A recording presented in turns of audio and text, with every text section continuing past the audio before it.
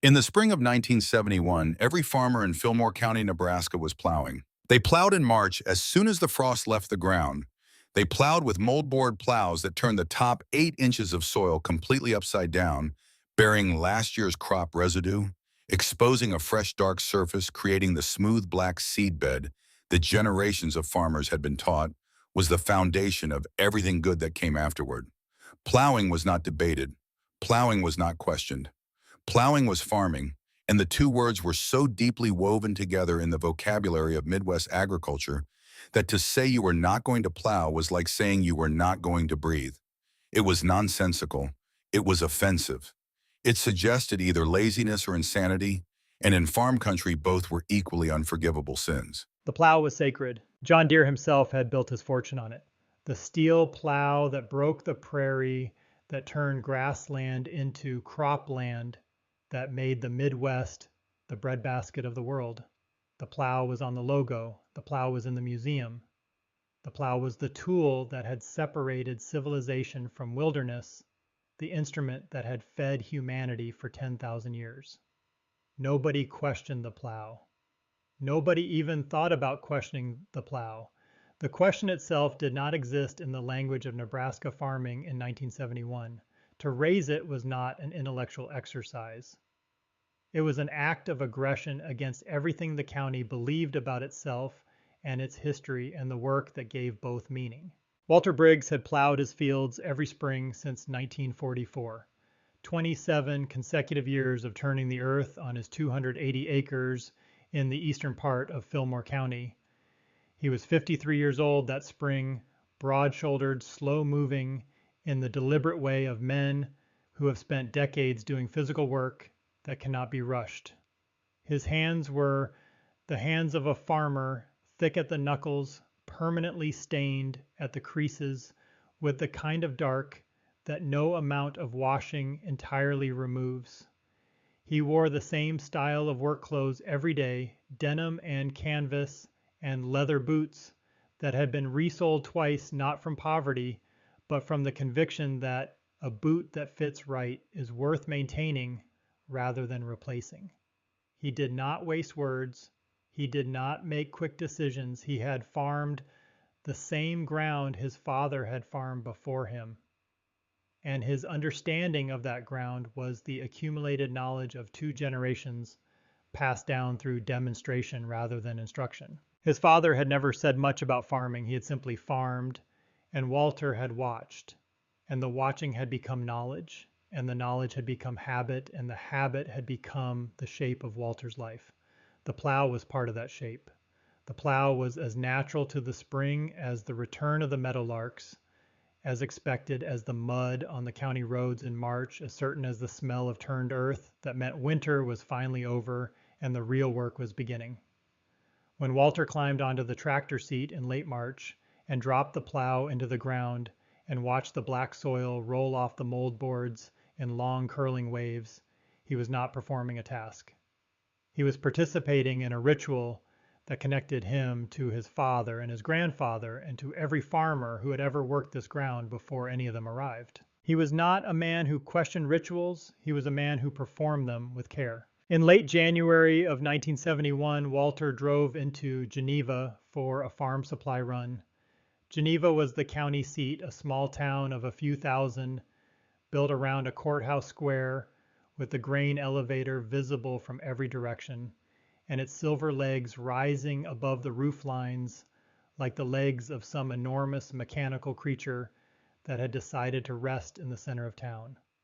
The co-op sat on the main street where farmers gathered on Saturday mornings to drink coffee that was always too strong and talk about things that mattered and things that did not, and where the conversation moved between commodity prices and equipment breakdowns and weather predictions with the ease of men who had been having the same conversation for 30 years in slightly different configurations. Walter had finished his supply business and was walking back to his truck when he passed a folding table set up on the sidewalk outside the Legion Hall.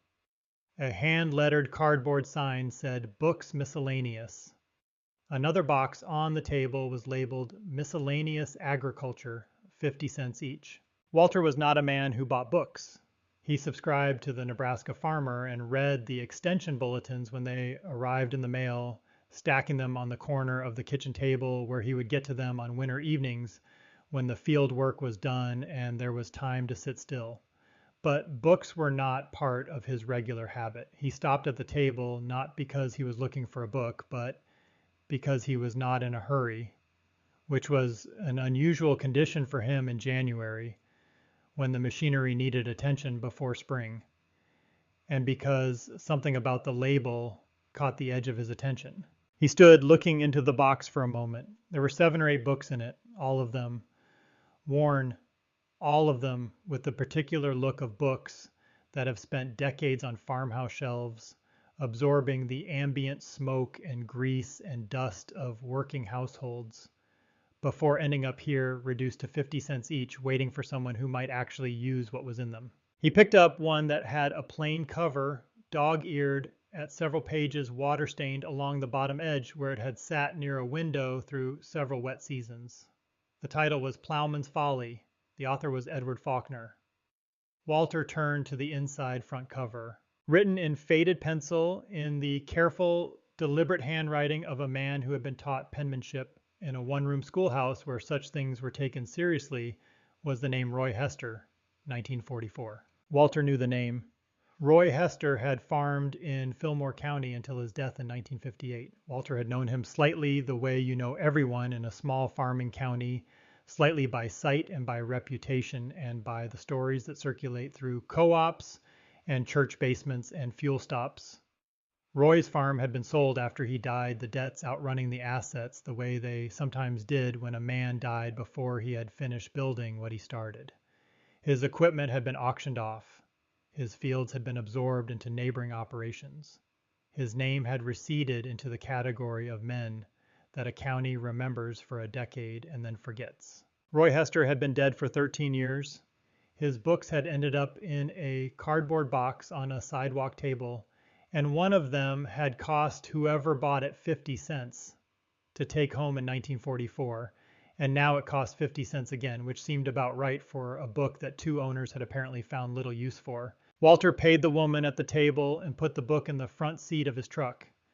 He did not read it that day. He drove home, unloaded the supplies, ate supper with his wife Vera, listened to the farm weather report on the radio, and went to bed. The book sat on the kitchen table where he had set it when he came in. He picked it up the following evening after supper when the dishes were done and the weather report had come and gone and there was nothing else demanding his attention before sleep. He sat in the chair he always sat in at the kitchen table under the lamp that gave the best light in the room, and he opened the book to the first chapter. The first sentence was this: "No one has ever advanced a scientific reason for plowing." Walter read the sentence again. Then he set the book face down on the table and looked out the window at the dark yard and the dark fields beyond it, where somewhere under 6 inches of frozen Nebraska ground his John Deere 5-bottom moldboard plow was sitting in the machine shed, waiting for March, waiting for the same thing it had waited for every winter of Walter's farming life. He sat there for a long time. The sentence bothered him the way a small thing bothers when it refuses to stay small. The way a number that does not add up bothers a careful man who cannot leave numbers alone. Not dramatically, not with alarm or outrage, but persistently in the quiet background of a thorough man's thinking where things that do not fit are stored until they can be properly examined. He was not a man who dismissed things because they were inconvenient. He was a man who examined them precisely because they were inconvenient, which was one of the qualities that made him a better farmer than most of his neighbors, though he would never have said so himself. He had plowed every spring for 27 years. His father had plowed before him. His grandfather had broken the original ground on this farm with a walking plow pulled by 2 horses, the specific effort of a specific man converting specific prairie into the beginning of what the farm had become. The plow was the first major tool they had bought when they took over the farm. It was the most expensive piece of equipment on the operation when measured against the work it did in the number of days it ran. It consumed more fuel, more time, and more physical effort than any other single activity in the farming year. 3 full days to plow his 280 acres, 3 days of diesel burning at 8 gallons per 8-hour day, the tractor engine pulling hard through heavy ground, the moldboards turning the earth in their slow, relentless way. And according to a county extension agent from Ohio writing in 1943, there was no scientific reason for doing any of it. Walter picked the book back up and kept reading. Edward Faulkner was not a university professor. He was not a research scientist with grant funding and laboratory equipment and graduate students to collect data. He was a working extension agent in the Western Reserve region of Ohio, a man who had spent his career in direct contact with farmers and farmland, watching what happened to both over time. He had arrived at his conclusion slowly, the way a man arrives at a conclusion that he knows will cost him something, not by a sudden revelation, but by the accumulated weight of observation that finally exceeded his willingness to say nothing. The book was not written in the language of academic argument with its careful qualifications and footnoted hedges. It was written in the plain language of a man who had seen something and could not unsee it, and could not in good conscience stay quiet about it any longer. Faulkner argued that the moldboard plow, the tool that American agriculture had built itself around, was not improving the land it turned. It was degrading it. Year by year, season by season, generation by generation, the plow was destroying the biological community that made soil capable of growing things at all. His argument was specific.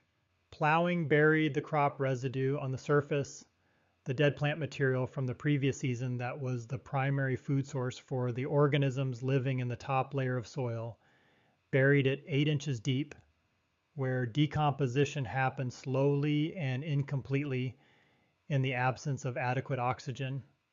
It exposed the fresh soil surface to sun and wind, which dried it out and killed the organisms that needed moisture to function. It created a layer of compaction just below the plow depth, a hard pan formed by the plow sole pressing against the subsoil at the same depth every year for decades, a barrier that water could not easily pass through and that roots could not penetrate, trapping moisture above it and denying plants access to the deeper reserves below. And it destroyed in a single afternoon the biological architecture that the soil community spent months building. The soil, Faulkner argued, was not dirt. Dirt was dead material, the stuff that accumulated on floors and windowsills and had no more life in it than sand.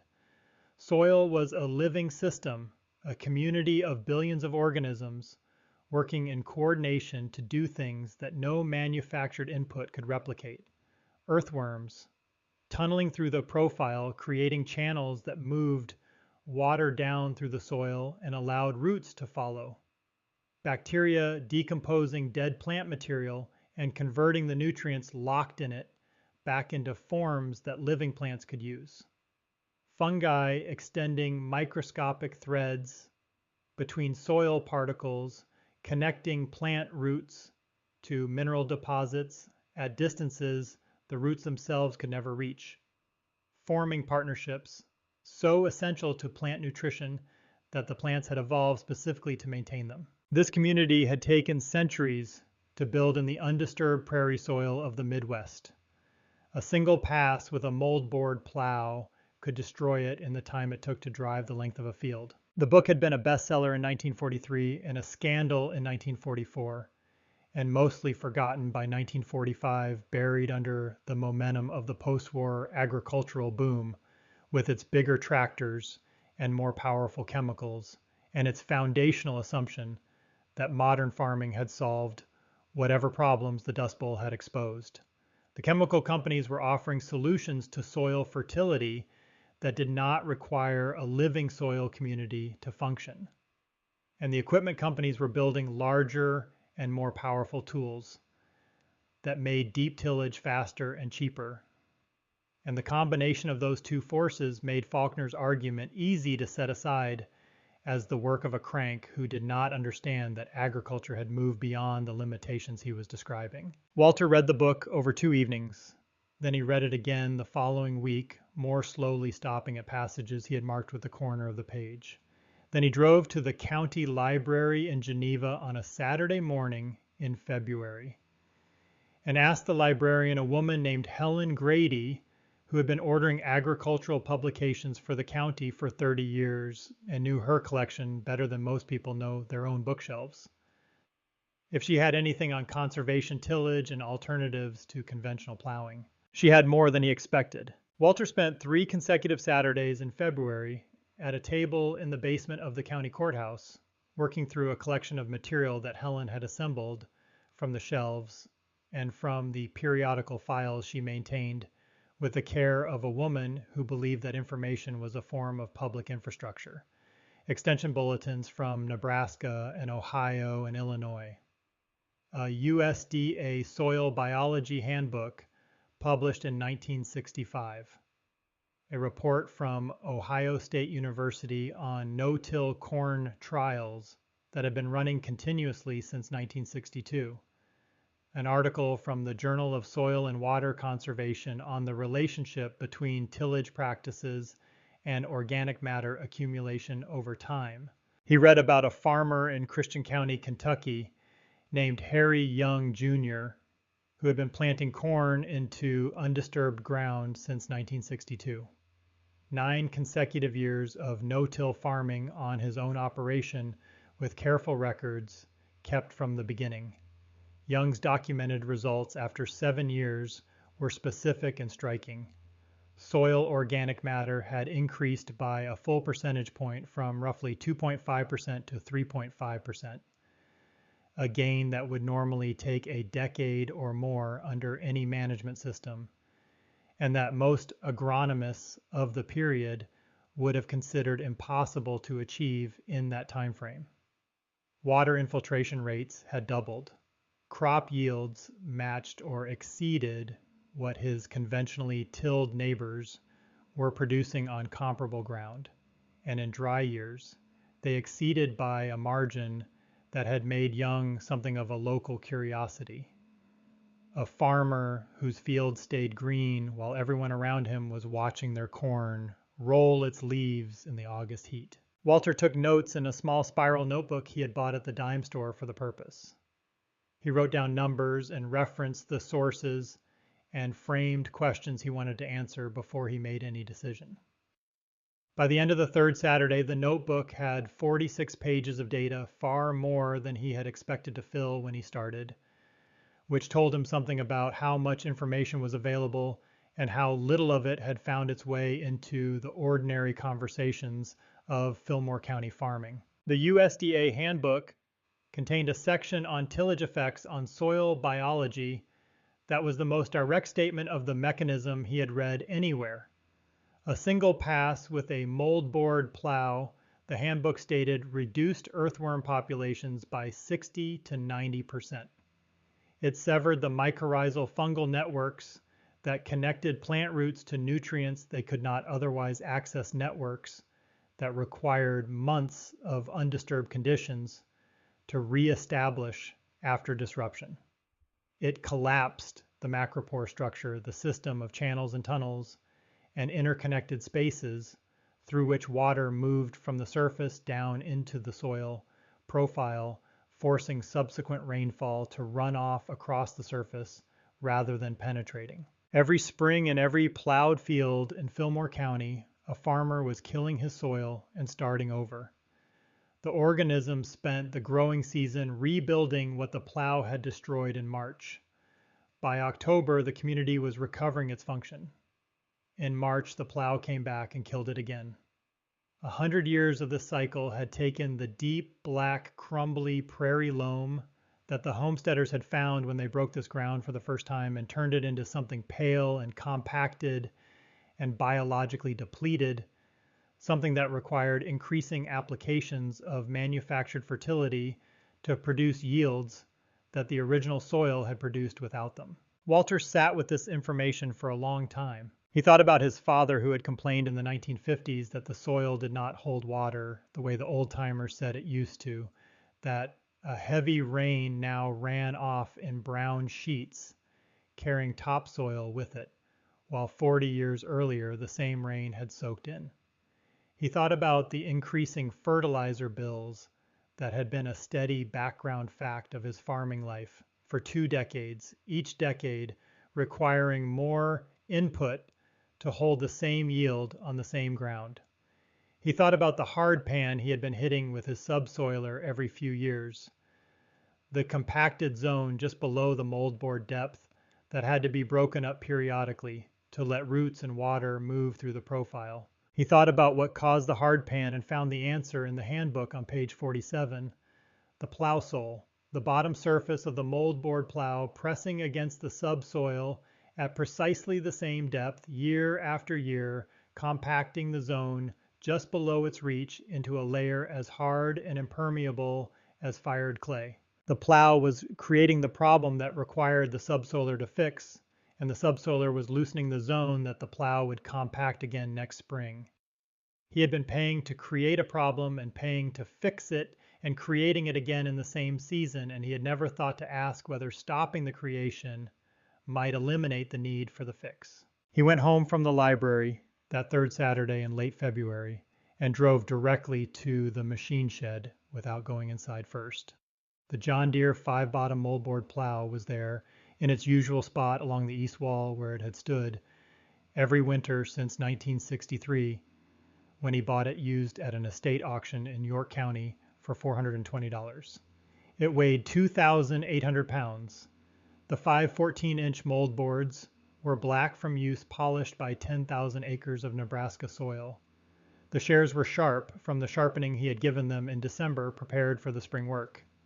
The hydraulic cylinder that controlled the working depth was clean and functional. He stood looking at it for a while, not with anger, not with the feeling of a man looking at something he wants to destroy, with something more like the feeling of a man looking at something he has trusted for a long time and is now not sure he should have trusted. Then he went inside and washed his hands and sat down for supper. That evening, after the dishes were done and the farm radio had given the 7-day forecast and the commodity closing prices, Walter sat at the kitchen table and told Vera what he had been reading and thinking about for the past 3 weeks.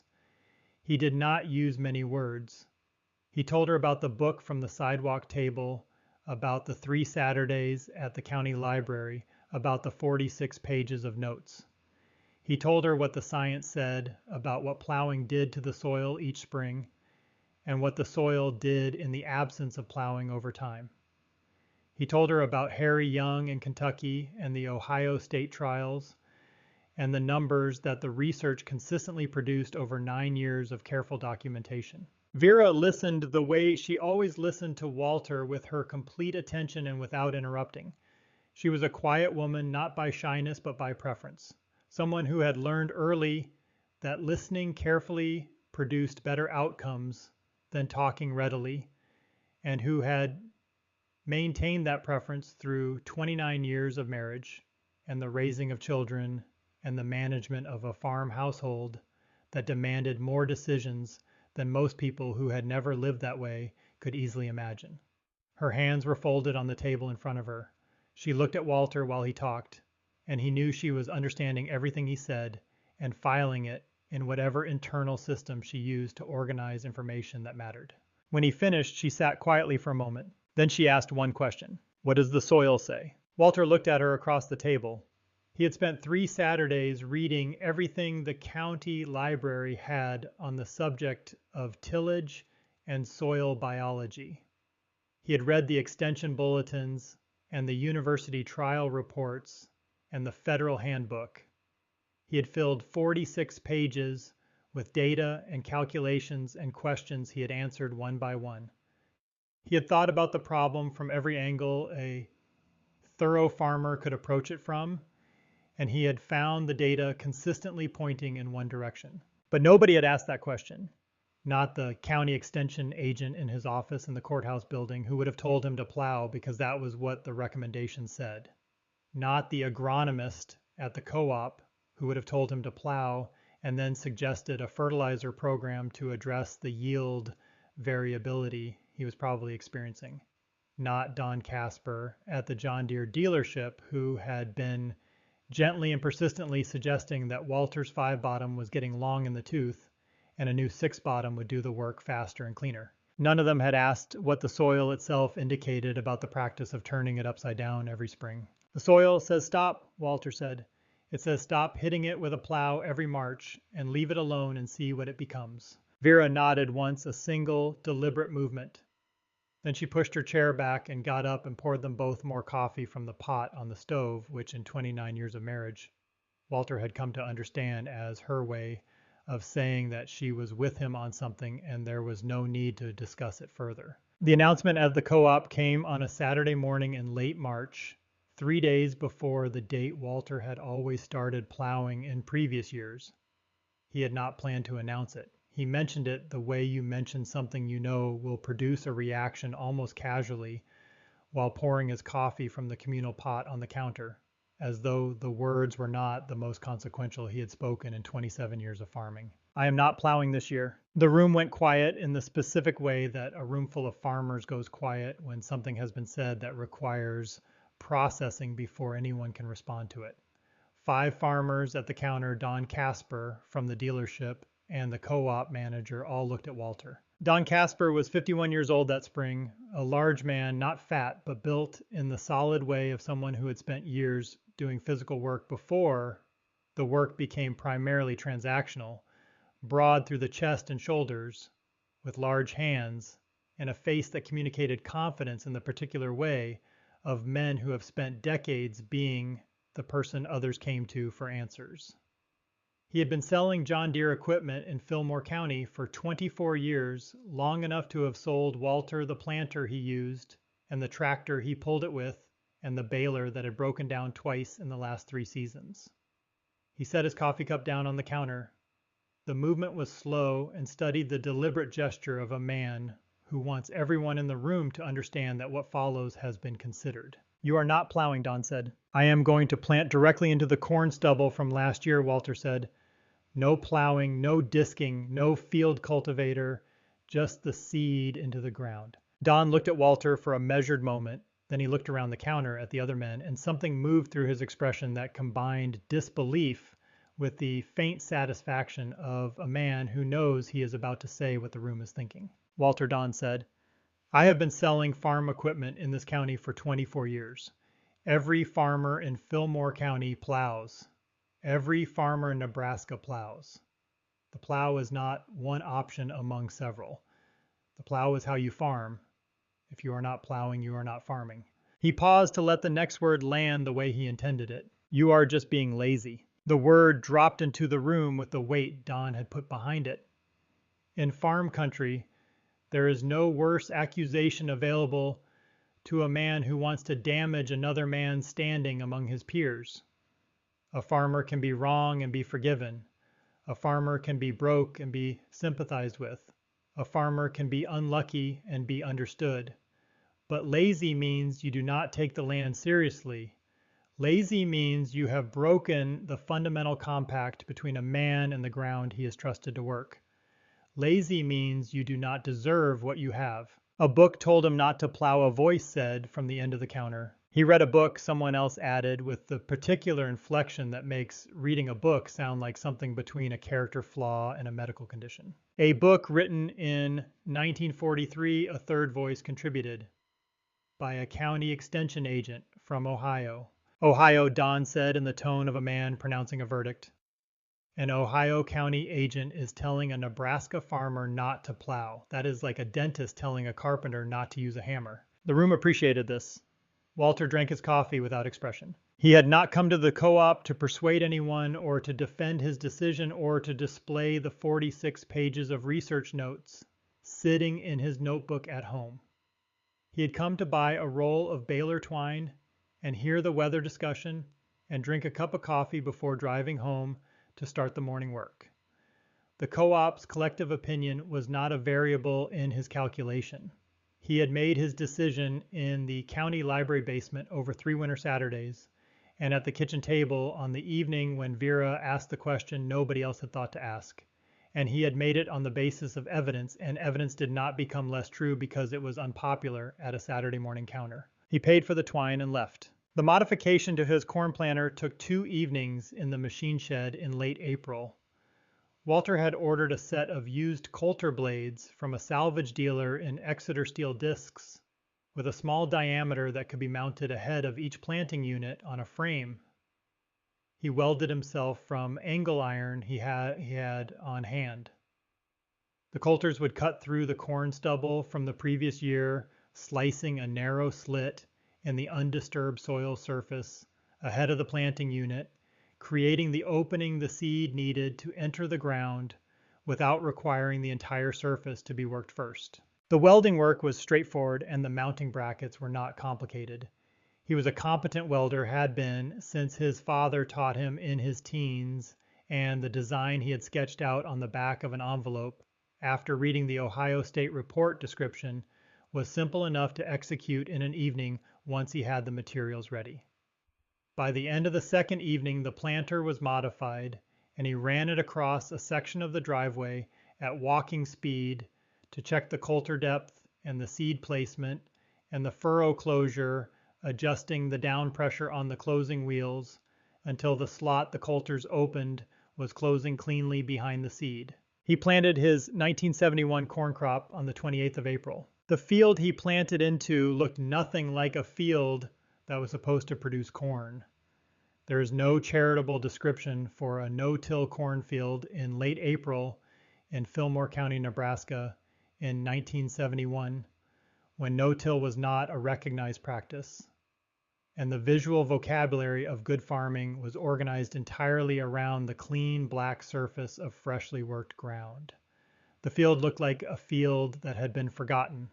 It looked like the field of a farmer who had stopped caring, who had let the winter pass without doing what needed doing, who had arrived at spring unable or unwilling to do the work that spring required. The corn stalks from the 1970 crop stood at various angles, some upright, some leaning from the winter winds, some flattened under the weight of drifted snow.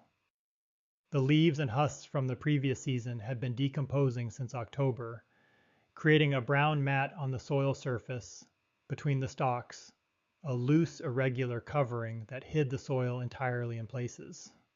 The planter rows were barely visible through the residue, narrow disturbances in the mat where the coulters had cut and the closing wheels had pressed the slot back together. From Highway 74 at the speed of normal driving, the visual assessment required no thought and no expertise.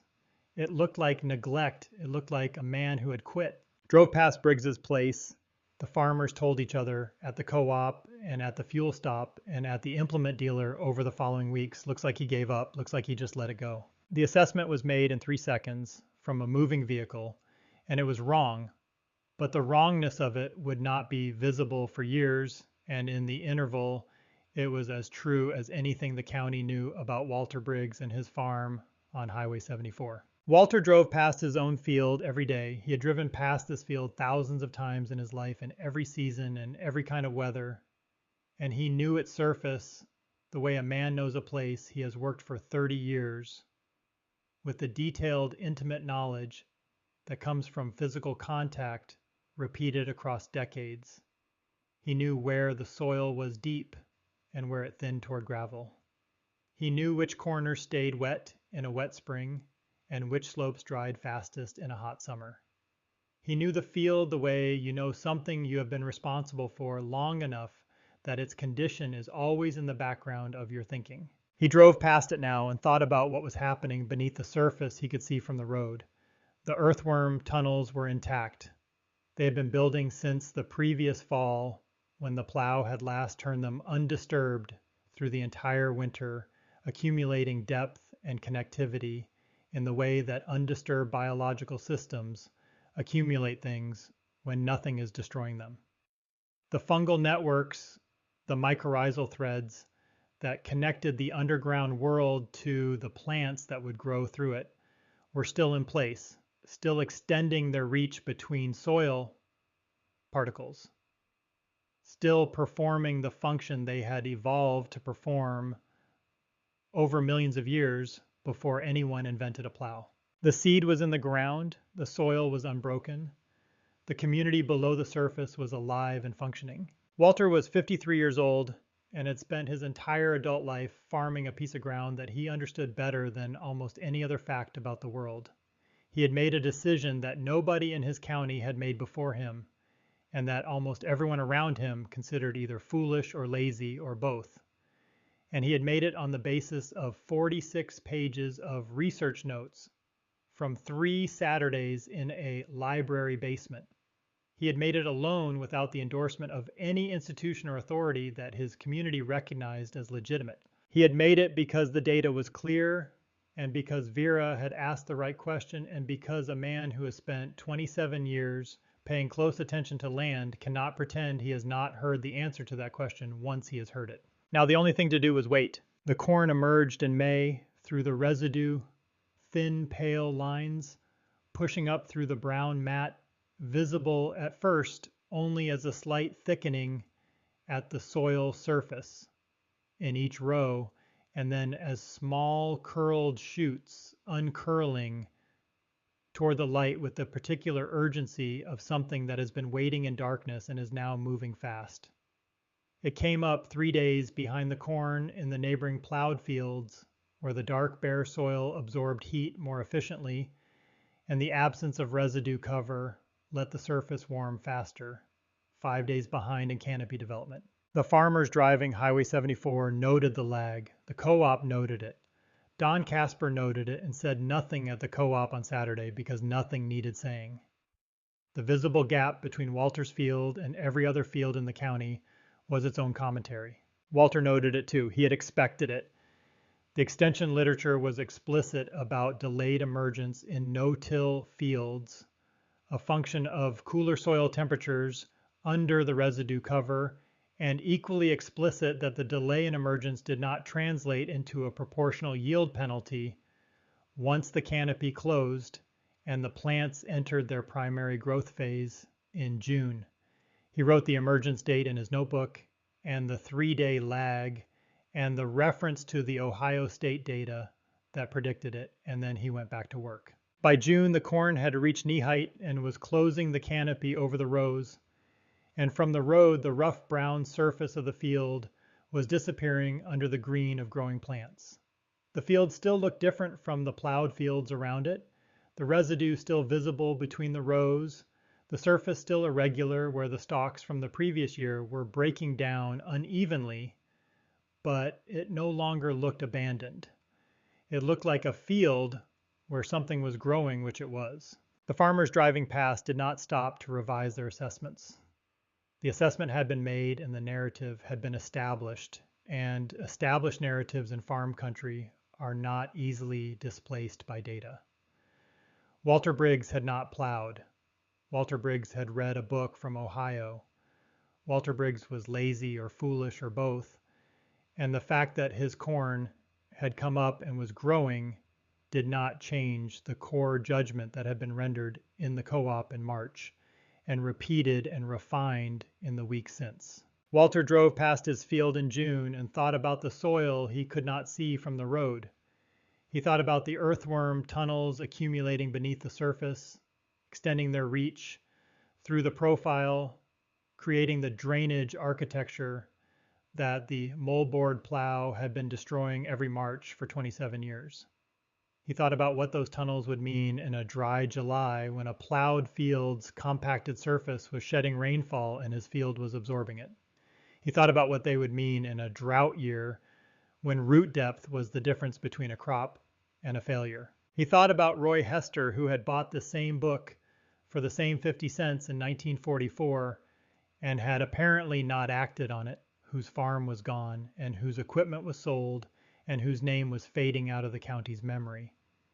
He thought about what Roy Hester's fields might have become if Roy had set his plow aside in 1944 instead of buying a book and leaving it on a shelf. He thought about all of this and went back to work. The summer of 1971 moved across Nebraska in the unhurried way of Nebraska summers, the heat building through July and the corn growing toward its reproductive stage in August, with the steady purpose of a plant that has been doing this successfully for thousands of years and knows the schedule.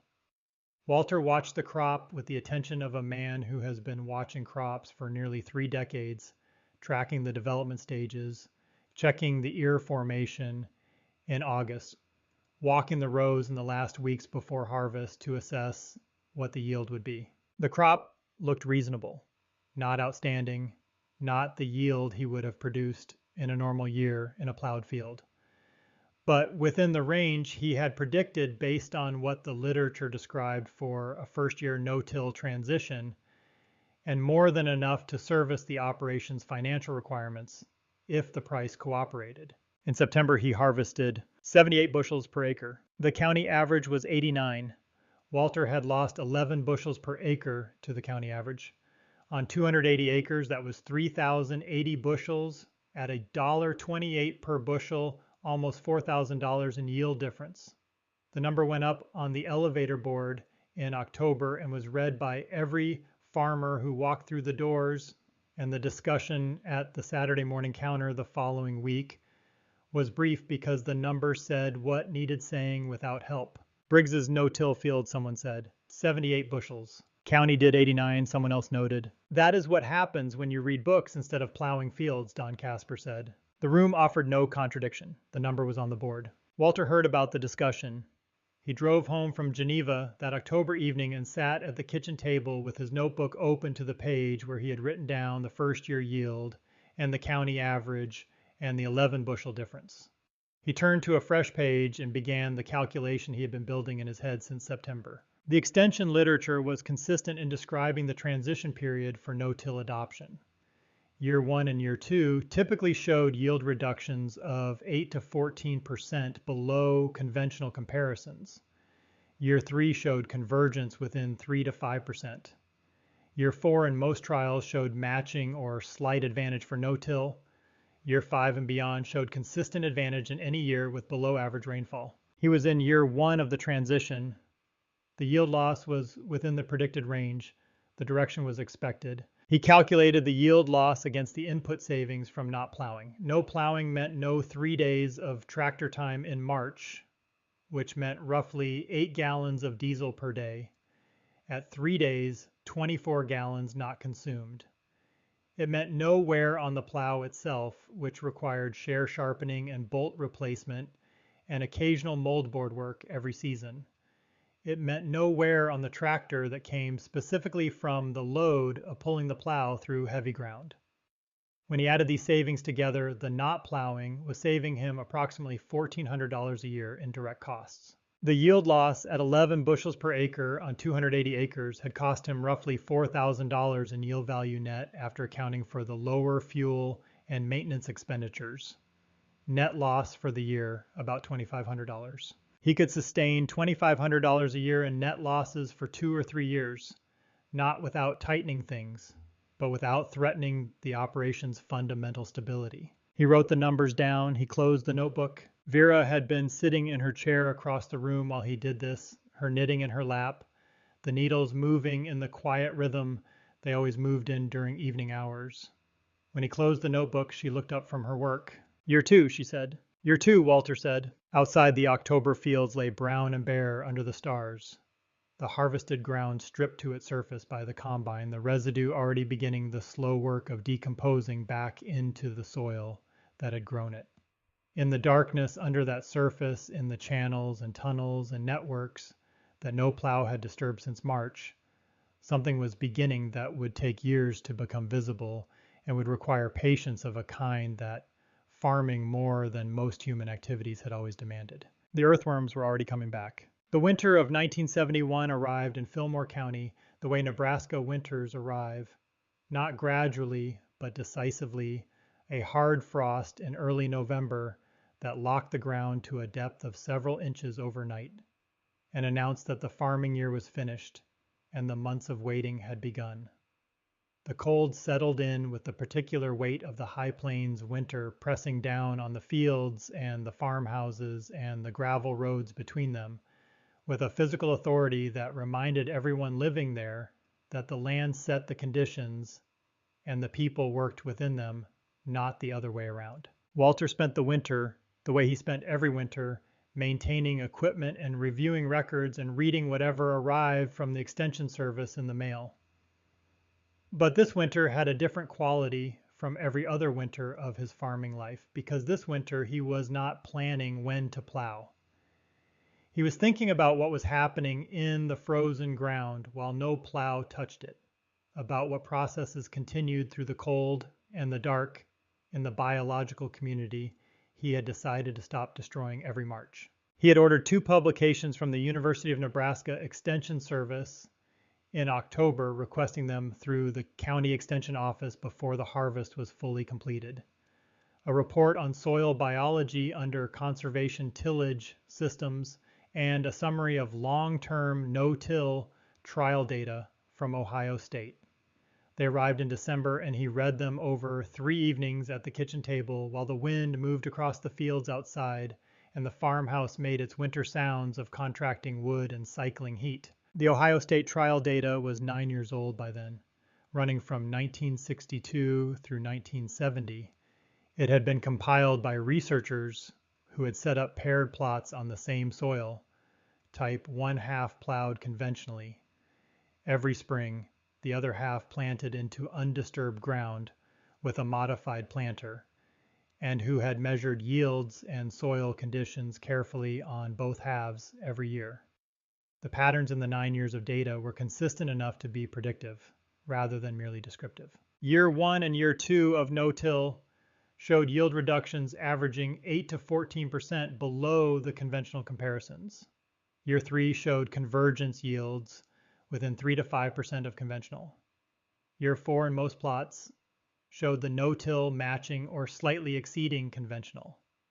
Year 5 and beyond showed a consistent advantage for no-till in every year, with below average rainfall and rough parity, or slight disadvantage in the highest rainfall years when water management mattered least. The mechanism driving the improvement was documented in the soil measurements.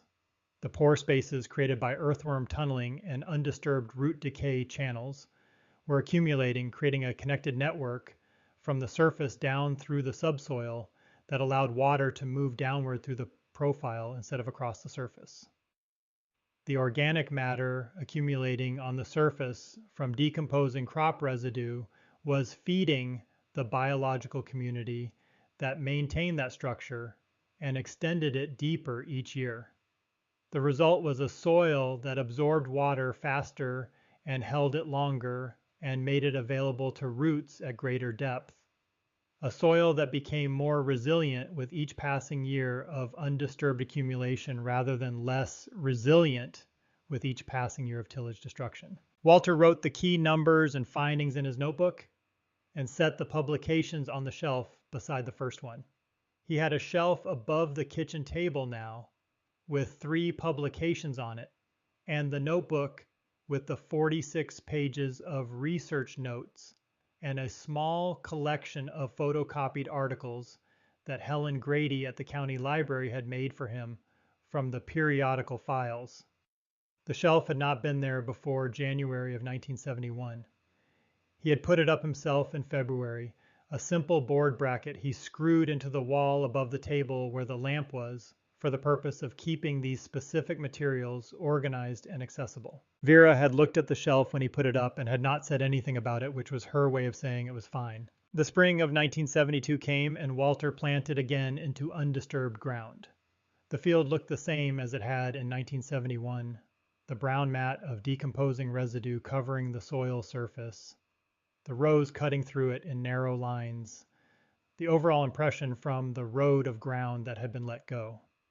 The same assessments were made from the same moving vehicles on Highway 74. The same conversations happened at the co-op, briefer now, because the subject had been established and did not need the elaboration it had received in the first year. The corn emerged in May with the same 3-day lag behind the plowed fields. The crop grew through June and July and tasseled in August, and the ears filled in September in the way that crops fill when the conditions are ordinary, neither especially favorable nor especially punishing. And in that kind of year, the differences between management systems tend to be modest because the natural conditions are not stressing either system enough to reveal the differences that stress would reveal. The 1972 harvest came in at 74 bushels per acre. The county average was 89. Walter was 15 bushels below the county average, a gap that had widened from the first year rather than narrowing. On 280 acres, 15 bushels below the average was 4,200 bushels of corn at $1.30 per bushel, $5,460 in yield difference.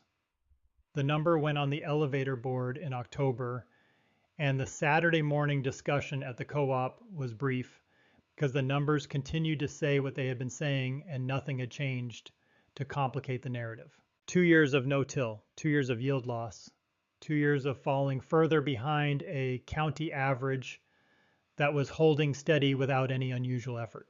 Walter knew the discussion was happening.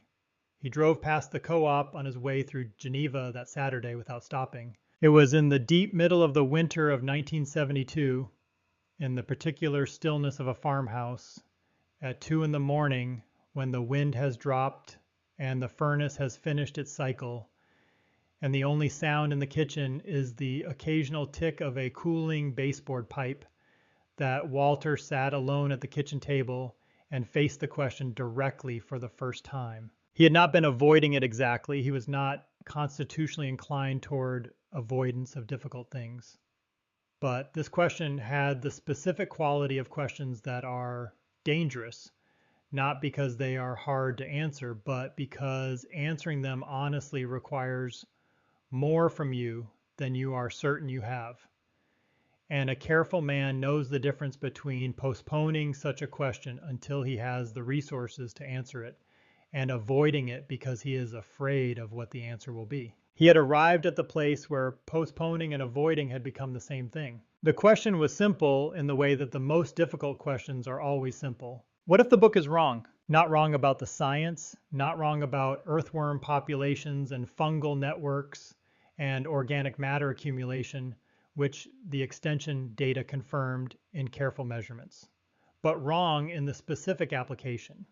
Wrong about whether any of those improvements would translate in his specific fields with his specific soil in his specific county in Nebraska into yields that justified what he had already surrendered and what he was being asked to surrender next. The Ohio State trials were in Ohio.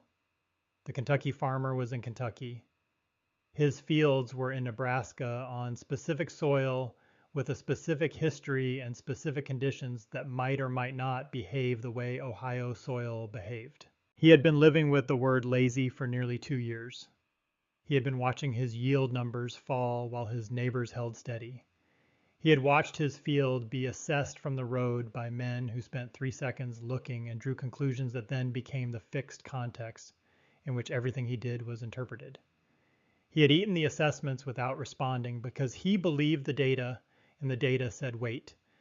And he had been waiting, and now he was sitting at his kitchen table at 2 in the morning in the second winter of waiting, and the yield gap had widened rather than closing, and the word lazy was still in the air of every co-op Saturday morning, whether it was spoken or not. He opened the notebook to the first page of his research notes and read through all 46 pages slowly, the way you read something when you need it to hold up under real weight rather than just under the weight of initial enthusiasm. He read the Ohio State data year by year, the yield comparisons from 1962 through 1970. He read Harry Young's documented results from Kentucky.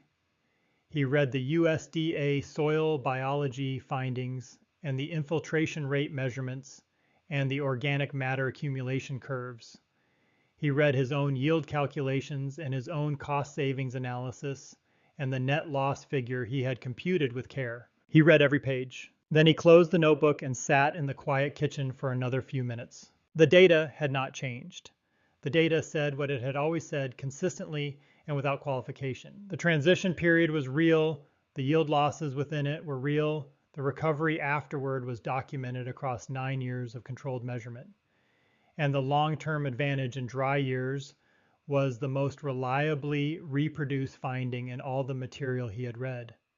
Nothing in those 46 pages had become less true because his second year of numbers were discouraging.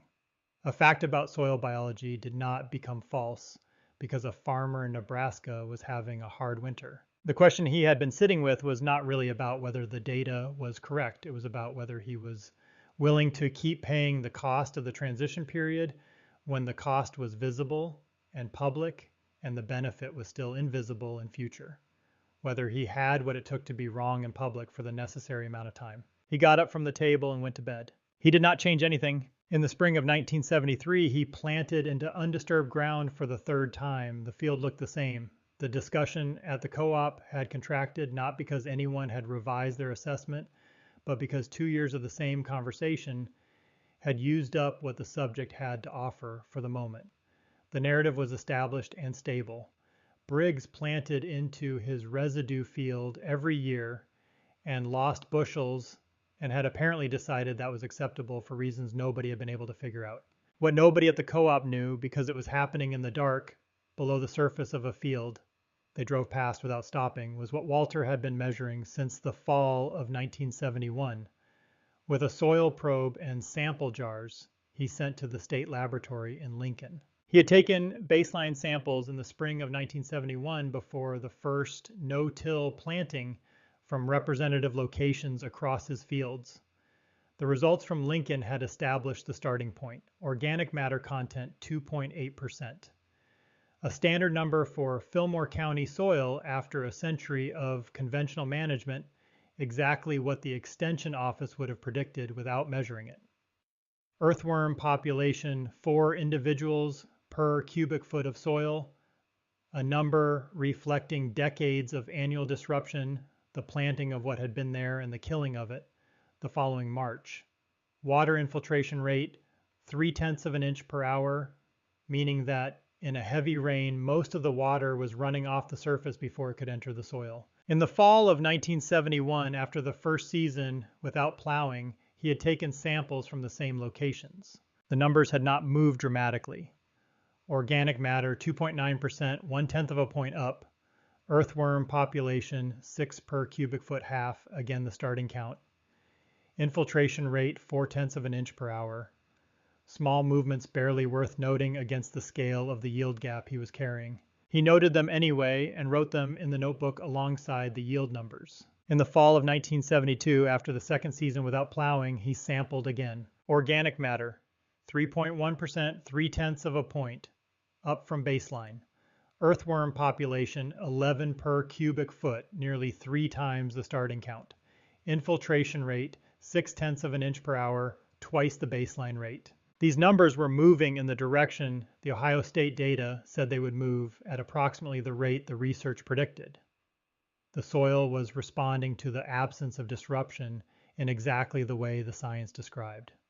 The biological community was rebuilding. The physical structure was recovering. The capacity that 100 years of plowing had degraded was beginning to return. The yield would follow. He had to get to year 3. But in the winter of 1972, before year 3, he went to the machine shed one Sunday afternoon in January and did something he had not done before. He dug. He took a spade from the tool corner and walked to a spot in the middle of his north field, a representative location away from the fence lines and the headlands, and he dug a hole 2 feet deep and 2 feet square. He dug it carefully, setting the removed soil to the side in the order it came out so he could examine the profile in sequence. Then he knelt beside the hole and looked at what he had revealed. The top 8 inches showed the most dramatic change. The soil in this layer was darker than the layer below it, visibly darker, with more of the black-brown color that indicated organic matter. When he pressed a handful of it, it crumbled into irregular aggregates rather than compacting into a solid mass. He could see with his bare eyes in the January light the fine white threads of mycorrhizal fungi running through the aggregates like threads through fabric. He could see the channels left by earthworm passage irregular tubes ranging from pencil width to finger width, some of them still occupied. He counted the earthworms visible in the exposed profile, 11 in the 2 square foot section he had excavated.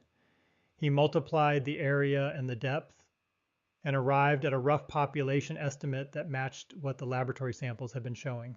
Below 8 inches at the depth, where the moldboard had pressed against the subsoil year after year, there was still a faint horizontal banding in the soil, a slightly more compacted zone that the hard pan of previous years had created. But the earthworm channels were crossing it. Several of the tubes he could see in the profile passed directly through the compacted zone and continued downward into the subsoil below. The worms were drilling through the hard pan from above and below simultaneously, and the channels they left were not compacting when they moved through, but staying open, maintained by the mucus and castings the worms deposited as they moved. He refilled the hole carefully and walked back to the machine shed. He understood, standing there in January with his spade in his hand, that the improvement he had been measuring in the laboratory samples was not an abstraction. It was this. It was channels in the soil that water could follow and roots could follow, and that the plow could not destroy, because the plow was not coming back. It was a biological community rebuilding its architecture from the surface downward, doing the work every day that no equipment could do and no fertilizer could substitute for doing it in the dark, below the field that looked rough and neglected from Highway 74. He went inside and made coffee. The 1973 harvest came in at 86 bushels per acre. The county average was 89. 3 bushels below the county average. The gap had been 11, then 15, and now 3. Walter wrote the number in his notebook and looked at it for a while. 3 bushels was within the range of normal measurement variation for corn yields. He was essentially at the county average in year 3, which was exactly where the Ohio State data predicted he would be. He went to the co-op the following Saturday and poured his coffee and stood at the counter. Nobody mentioned his yield. The conversation moved through soybean futures and a road construction project on the county line and the long-range forecast for the coming spring. Walter drank his coffee and listened. Don Casper was at the counter. He looked at Walter once briefly with no particular expression and then turned back to his conversation. The gap between Walter's yield and the county average was visible on the board at the elevator. Don knew what the number said. Everyone in the room knew what the number said. 3 bushels instead of 15. Nobody said anything about it. Walter drove home. He noted in his notebook that the co-op had not acknowledged the change in the gap. He had not expected them to. Acknowledgement would have required revising the narrative, and the narrative was easier to maintain by silence than by revision. He planted the 1974 crop into undisturbed ground for the 4th time in April. The season was ordinary, near average rainfall, distributed reasonably across the growing months. Temperatures moderate, no significant drought stress, and no damaging excess moisture. An even year, the kind of year that tends to compress the differences between management systems because the natural conditions are neither favoring nor punishing any particular approach. Walter harvested 91 bushels per acre. The county average was 89. He wrote 91 in the notebook and drew a single line under it, the only distinction he permitted himself. For the first time since he had parked the plow, his field had outproduced the county average. 2 bushels was not a dramatic margin. It was within the noise of measurement variability. But the direction had reversed, and the direction was what the data had predicted. And the prediction being fulfilled in his own fields on his own soil was worth a line under the number. He went to the co-op on Saturday. He said nothing about his yield. The number was on the elevator board. Anybody who wanted to look could look. Don Casper was not there that morning. The 1975 growing season was slightly drier than average, June and July running 15% below normal rainfall, not a drought, but a year where the ability of the soil to store and deliver water would matter more than it did in years with generous rainfall. Walter harvested 93 bushels per acre. The county average was 88. 5 bushels above the county average. Not dramatic in isolation, but the second consecutive year above the average, and in a year where below average rainfall had slightly stressed the county, while his residue-covered, biologically active soil had managed the moisture deficit better than a plowed surface would have. The fall soil samples showed organic matter at 3.4%, up from 2.8 at the baseline. Earthworm population at 22 per cubic foot, up from 4. Water infiltration at 1.1 inches per hour, up from 3/10. Every number moving in the same direction it had been moving since the first measurement, and the rate of change accelerating rather than flattening, which the Ohio State data had predicted as the biological community reached a threshold of density and diversity at which it could maintain and extend its own growth more efficiently. Something was happening in his fields that could not be seen from Highway 74 and could not be read from the elevator board and had not been discussed at the co-op since the early days when it was still new enough to be worth mocking. The soil was not just recovering from what the plow had done to it.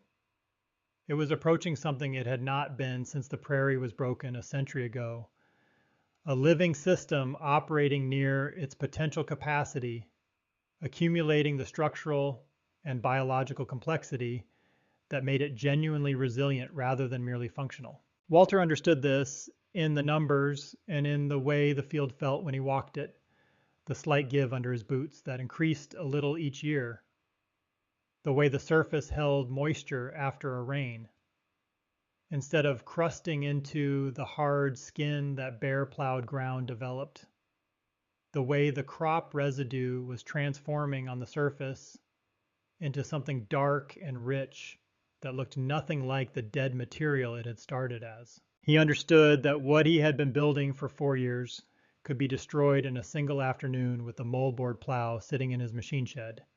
He understood that this was precisely what every farmer in the county was doing to their own ground every March voluntarily as the first act of every growing season in the belief that it was necessary. He did not preach at the co-op. He did not seek conversations with his neighbors about what was happening in his soil. He was not built for that kind of persuasion, and he did not believe it would work.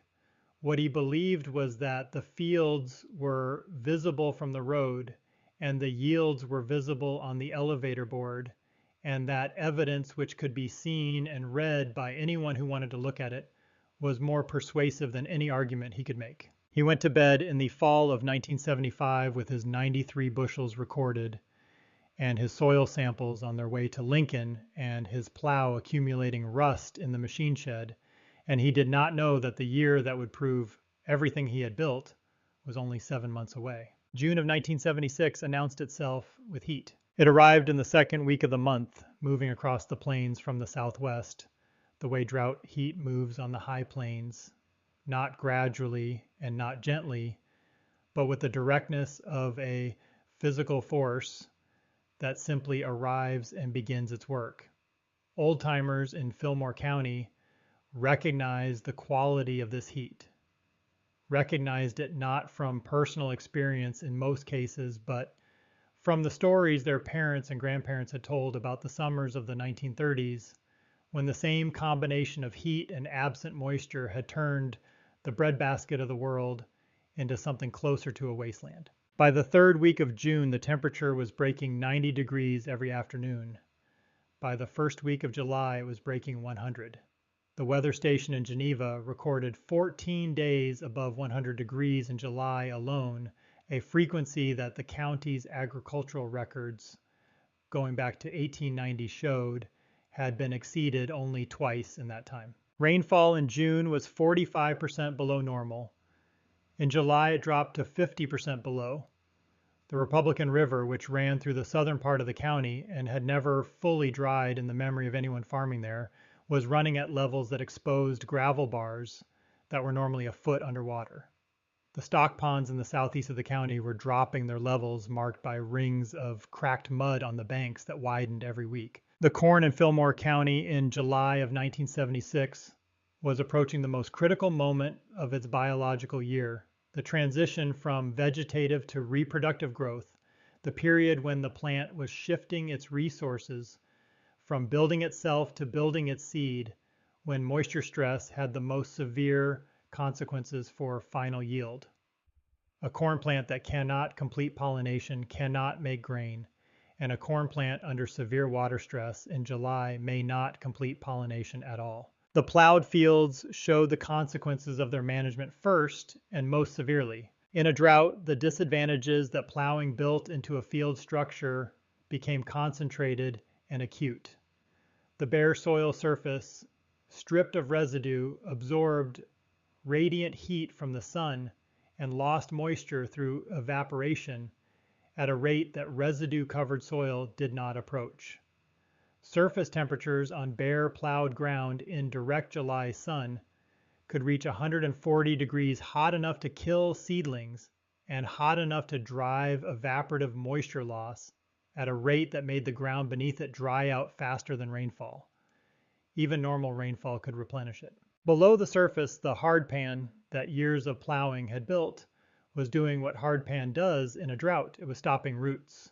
The corn plants in the plowed fields had root systems that extended to 8 or 9 inches of depth where they encountered the compacted zone and were deflected horizontally rather than continuing downward.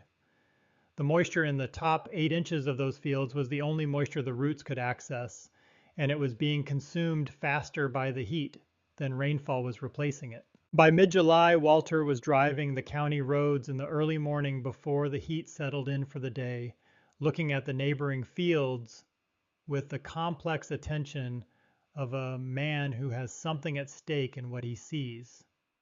The corn in the plowed fields was showing stress in the way that corn shows moisture.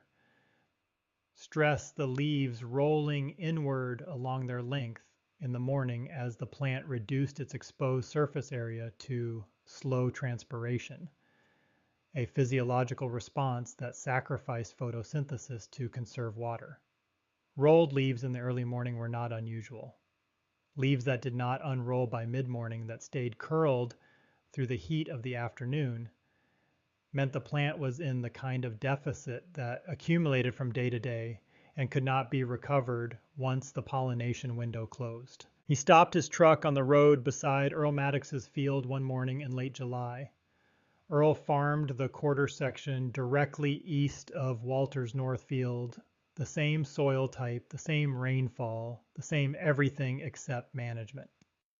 Earl had plowed in March, as he always had. His field looked the way plowed fields looked in a drought, the surface cracked in the pattern of extreme moisture loss, wide, flat plates of dried soil separating along fault lines where the last moisture had departed. The corn was chest high where it should have been shoulder high, the growth retarded by 2 months of stress, the lower leaves pale with the yellow-gray. That meant the plant was consuming its own tissue to support the structures above. Walter drove on to his own field. He got out of the truck and walked in. The temperature difference was immediate. The residue layer on the surface of his field was functioning as insulation, moderating the soil temperature below it, the way a mulch moderated temperature in a garden, reducing the radiant heat load on the soil surface, and cutting the evaporative loss to a fraction of what bare soil was experiencing across the fence line. His field was measurably cooler under his feet than the road had been. His corn was the right height for the date. The leaves had rolled in the early morning, as all corn did in this heat, but they had uncurled by mid-morning and were open and working.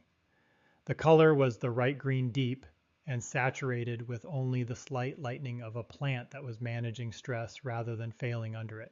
He knelt in a row and pushed his hand through the residue and into the topsoil below. It was moist.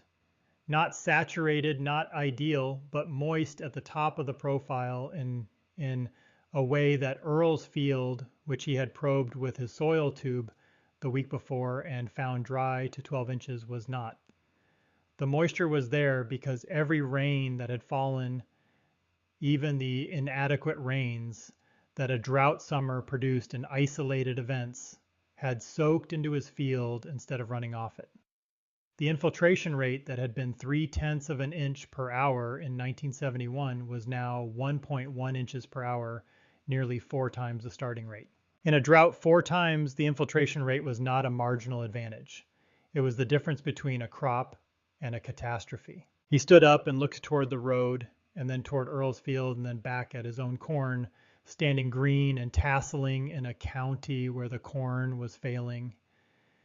And he felt something that was not quite satisfaction and not quite sorrow, but contained elements of both the feeling of a man who has been right for a long time about something that other people are now paying the price of not believing, and who cannot feel entirely clean about being right when being right is demonstrated by his neighbor's losses. He walked back to the truck without stopping to look again. Earl Maddox's corn came in at 11 bushels per acre at the September harvest.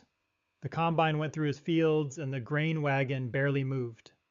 The cost of fuel and equipment, time, and labor for the harvest operation exceeded the value of the grain at the elevator. Earl had spent an entire growing season and could not recover it. He had done everything right by the standards of Fillmore County agriculture in 1976, and the drought had found the weakness in those standards and used it against him. Walter had known Earl Maddox for 20 years. He had helped Earl free a tractor from a ditch in the spring of 1963, both of them in mud to their knees before the chain finally pulled the tractor onto solid ground. Earl had come with his teenage son to help Walter put a new roof on the machine shed in 1968 after a spring hail had left the old one leaking in a dozen places. They were neighbors in the precise Fillmore County sense of the word, bound by proximity and shared conditions, and the mutual understanding of what farming required of the people who chose it. Walter did not take any satisfaction in 11 bushels. Frank Sutton, who farmed south of Geneva on ground that had been in his family since the homestead period, had irrigation. A center pivot system covered his main cornfields, the only significant investment he had made in the operation in the previous decade, drawing from the Ogallala aquifer through a well that had never run low in the years he had been pumping it. He ran the pump 12 hours a day through July and August, making up the difference between what the atmosphere was withholding and what his corn needed to get through pollination and fill its ears. His electricity bill for July and August came to $2,200. He harvested 51 bushels per acre. 51 bushels was significantly better than Earl's 11. It was significantly better than the county average, which was assembling itself from thousands of elevator tickets into a disaster number that the Extension Office would eventually record as 54 bushels per acre, one of the 3 worst production years in the county since the 1930s. But when Walter learned Frank's net income calculation from a conversation at the elevator in October after the pump costs, and the prorated annual depreciation on the pivot system itself, and the accelerated wear on the pump that had run harder in 1976 than in any previous year, were subtracted from the gross, Frank's net from his corn operation was lower than Walter's. Frank had a capital investment in irrigation and was running it at full capacity and was still being outperformed on a net basis by a man who had no irrigation at all and had done nothing but leave his field alone for 5 years. Walter harvested his 1976 crop in the last week of September. 81 bushels per acre. He drove the last load to the elevator on a Thursday afternoon and sat in the cab of his truck while the auger ran and the bin level climbed and the printer produced the ticket that represented the sum total of what his 280 acres had done in a year that had broken most of the county. 81 bushels. He held the ticket in his hands for a moment, then folded it and put it in his shirt pocket and drove home. The county average for 1976 would settle at 54 bushels per acre, 27 bushels below what his field had produced. On 280 acres, 27 bushels per acre was 7,560 extra bushels. At the drought-elevated price of $2.20 per bushel, that was $16,632 more than the county average farmer earned from the same acreage in the same year. A year that had financially damaged or destroyed many of his neighbors had been by the numbers one of the best years of his farming life. He drove home and walked the field one more time before dark, as he always did after the final load, left for the elevator the post-harvest walk that let him assess the condition of the residue and the surface and note what the season had done to the ground. The stalks stood in the residue from their own decomposing predecessors, and the surface of the field was intact, not cracked and plated like Earl's, not compacted and bare like most of the county's corn ground, but covered in the organic material that had been accumulating for 5 years, building the capacity that the drought had tested and that had not failed. He walked the length of one row and back. Then he stood at the edge of the field and looked west toward the road where the cars passed at 60 miles an hour, and the people in them drew their conclusions in 3 seconds from the surface of things. He did not plan to go to the co-op on Saturday. He did not plan to say anything to Don Casper. The number was at the elevator. The board was public. Every farmer in the county would have seen it within a week. Numbers did not require translation. He went inside. Vera had supper on the table, the plain good supper of a farm household, at the end of harvest, substantial and without ceremony. They ate without talking much, the comfortable silence of two people who had been doing this for 30 years and had nothing to prove to each other, tired in the clean way that comes from hard work, completed rather than interrupted. When the dishes were done, Walter sat at the kitchen table and opened his notebook to a fresh page and wrote the date and the yield and the county average and the difference between them. Then he wrote the cumulative calculation he had been building in his head during the drive home from the elevator. The sum of his yield differences from the county average across all 6 years, the losses of the first two, the near parity of the third, the modest advantages of the fourth and fifth, and now the 27 bushel advantage of the 6th year.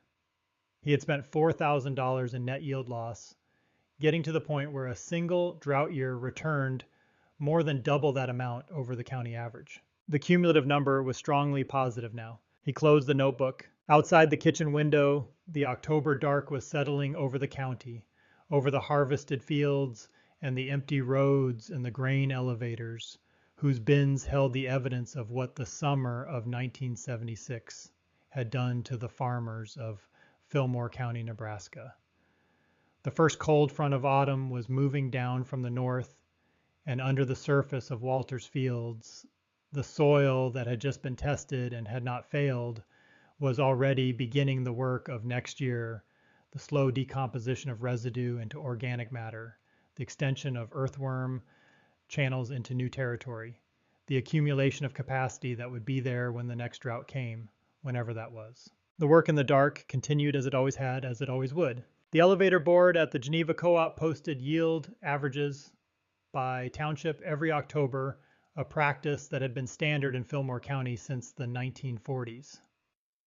The numbers went up on a chalkboard behind the main counter, updated as the elevator tickets accumulated through harvest, and every farmer who walked through the doors could read them the way farmers read all important information quickly and without needing anyone to explain what the numbers meant or why they mattered. Walter Briggs, 1976, 81 bushels per acre. County average 1976, 54 bushels per acre. The board held these numbers for 3 weeks in October before anyone took them down to make room for the winter wheat estimates. In those 3 weeks, every farmer in the eastern part of Fillmore County walked past that board at least twice. Some of them stopped and read it longer than necessary, doing arithmetic in their heads. Some of them looked at Walter's number and then looked at Earl Maddox's number, 11 bushels, and then looked back at Walter's, and the arithmetic between those two specific numbers was not something that needed explaining. Nobody said anything at the co-op counter about Walter Briggs and his no-till field. The silence was different from the silence that had followed his announcement in March of 1971. That silence had been the silence of a room that had decided not to dignify something with engagement. This silence was different in the way that all silences are different when their cause has changed. This was the silence of men who had spent 5 years saying one thing and were now looking at a number that said something else entirely, and who were not ready to revise publicly what they had committed to publicly, but could no longer maintain the old position with the old confidence. The silence was its own acknowledgement. Don Casper came into the co-op on the 3rd Saturday of October, as he came every Saturday. He poured his coffee and stood at the counter and talked about the soybean market and a county road project and the long-range forecast for winter. He did not look at the board behind the counter any more deliberately than he looked at it any other Saturday. He did not mention Walter Briggs or no-till or the drought, or any of the specifics that the board was silently broadcasting to everyone in the room. But on a Tuesday afternoon in the second week of October, Don Casper drove his truck down Highway 74 and turned into the lane that led to Walter's farmstead. Walter was in the north field when the truck arrived. He was doing what he always did in the weeks after harvest, walking the post-harvest surface with the slow, methodical attention of a man who treats his fields as ongoing experiments that require continuous observation, checking the residue distribution from the combine, assessing the soil surface condition, noting where the earthworm castings were most dense and where the residue decomposition was furthest along. He saw Don's truck come down the lane and park, and he walked back toward it without hurrying. Don was standing outside the truck when Walter reached the field edge. He was looking at the field, not at Walter, with the expression of a man encountering something that does not match the image he has been carrying of it. He had driven past this field for 5 years, forming his opinions from a moving vehicle at a distance, and the view from inside the field was different from any view the road offered. Walter came through the gate, and they stood together at the field edge without speaking for a moment. Then Don asked something Walter had not expected him to ask. "Can I walk in it?" They went into the field together, Don in his dealership clothes and leather-soled shoes that were not intended for harvested cornfields, Walter in the canvas jacket and work boots he had been wearing all day. The surface was covered in chopped residue from the combine stalks and husks and cob fragments, broken and spread across the surface in the irregular coverage of a no-till post-harvest field, rough and brown, and nothing like the clean-tilled surface of the conventional fields Don spent most of his professional time around. Don stopped about 30 feet from the edge and crouched down. He pushed the residue aside with one hand and took up a handful of the soil beneath it, holding it in his open palm the way a man holds something he is trying to understand through touch rather than sight. The soil crumbled when he pressed it gently. It did not form a compact ball as degraded or compacted soil does. It broke into irregular aggregates, each one a small cluster of particles held together by organic matter and biological activity, dark and slightly moist even in October after the worst drought the county had seen in decades. He could see clearly visible to the naked eye the fine white threads of mycorrhizal fungi running through the aggregates and the irregular channels of earthworm passage, and the dark brown color of material that had more organic matter in it than any soil he had handled in 24 years of working in Fillmore County agriculture. The soil smelled the way productive soil smells, rich and biological and complex. The smell of active decomposition of a living system doing its work without interruption. Don stood up. "This does not feel like Nebraska soil," he said. "It feels like what Nebraska soil is supposed to feel like," Walter said, "before we spent 100 years destroying it every spring." Don looked at him. Something was working in his expression that was neither the dismissal of 1971 nor anything Walter had seen on his face at the co-op in the years since. It was the expression of a man standing in evidence that contradicts a position he has held publicly for a long time, and is deciding in real time what kind of man he intends to be about it. "Your yields this year," Don said. 81. County did 54. It did. 27 bushels. Walter did not respond to this. He waited. Don looked down at the soil he had let fall back to the field surface. He pressed his hands together slowly to clean them. "I told you not plowing was lazy," he said. "You did," Walter said. "I was wrong about the lazy part." He said it simply and directly without preface or qualification, in the way of a man who has decided that saying a thing cleanly is better than dressing it in language that softens the admission. It was the closest Don Casper would come to an apology, and both men standing in the field understood that it was as close as the situation required. Don's livelihood depended on selling the equipment that Walter had demonstrated was unnecessary. To ask for more from him than this was to ask for something that the economics of his situation could not support. Don looked across the field one more time. Then he walked back to the gate and through it and got into his truck and drove back down the lane to Highway 74 and turned north toward Geneva. Walter stood at the field edge and watched the truck until it was gone. He did not feel the vindication he had expected he might feel if this moment ever arrived. What he felt was something harder to name, the particular exhaustion of a man who has been right for a long time in a place where being right has cost him something steady and daily, and who now has the acknowledgement he was not seeking and does not know quite what to do with it. He went back into the field and continued walking his rows. The years after 1976 were the years of accumulation, not the dramatic accumulation of a drought year that concentrated 5 years of investment into a single verifiable number, but the slower and more durable accumulation of a system operating consistently above its surroundings. Some years wet, some years dry, most years in the middle range of ordinary Nebraska weather. And in all of them, Walter's fields returned to the elevator board, the kind of numbers that did not attract attention or generate conversation, but that added to the record that was building year by year. By 1978, his 5-year running average was 7 bushels above the county average. By 1980, it was 8. Consistent, quiet, cumulative. The kind of advantage that does not announce itself in any single year, but that cannot be explained away over a decade of numbers. The farmers of the Eastern Township watched this record without comment. The co-op conversations had moved on from Walter's practice, which was no longer new enough to be controversial and no longer failing visibly enough to be instructive. It had become part of the landscape, one of the known facts about the eastern part of Fillmore County, like the floodplain along the Republican or the gravel subgrade in the northeast section that made drainage work expensive. Something else was becoming part of the landscape. In the spring of 1978, a farmer named Gus Whitehill, who worked 2 sections south of Geneva and had never been among the loudest voices at the co-op on any subject, planted 80 acres of his corn ground no-till.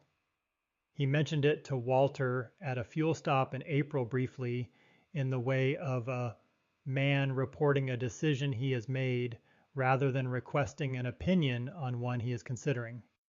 Walter told him what the first 2 years would look like and what the soil numbers would show in the fall and what to expect in year 3. Gus nodded and filled his fuel cans and drove away without further discussion. Gus Whitehill had not cited Walter's example. He had not said Walter's name. He had been driving past the Briggs farm on Highway 74 for 7 years and reading the elevator board every October, and the arithmetic had done the work that conversation could not. By the fall of 1980, the county extension office count showed 53 farmers in the eastern part of Fillmore County who had converted at least a portion of their acreage to no-till or reduced tillage systems. Not all of them connected their decision to the farm on Highway 74. Some of them had come to it through their own reading or through the university extension programs that were beginning to take conservation tillage seriously by the late 1970s. But most of them had been watching one specific set of numbers for years before they acted, and those numbers belonged to Walter Briggs. The revolution made no noise. There were no meetings, no newspaper articles, no extension programs promoting what Walter had started. It moved the way things move in agricultural communities through the quiet calculation of men who watch their neighbors' results with careful attention and make their own decisions without announcing them converting individually and without ceremony, the way the original condemnation had spread individually and without ceremony, one Saturday morning conversation at a time. Walter did not seek recognition for any of it. Recognition was not a category he operated in. He farmed his 280 acres on Highway 74 and maintained his records and sent his soil samples to Lincoln every fall and noted the numbers in his notebook with the same attention he had given them since the first sample in 1971. By 1982, the organic matter in his fields measured 4.2%, up from 2.8 at the baseline. The earthworm count had reached 41 per cubic foot. The The water infiltration rate was running at 1.8 inches per hour, 6 times what it had been when he parked the plow. The field was not what it had been. It was better in every way that could be measured in a laboratory, and better in the ways that could only be felt by someone who walked it regularly and had a reference point for what it had been before.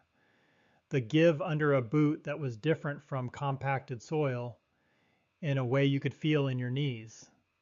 The smell after a rain that was richer and more complex than the smell from the neighboring fields. The way the crop looked in any July that brought stress, the deep color holding longer before the leaves showed the first signs of what inadequate moisture does to corn. Vera died in April of 1984. She had been ill through the winter without making much of it, managing the illness the way she managed everything in their life together with competence and without unnecessary display.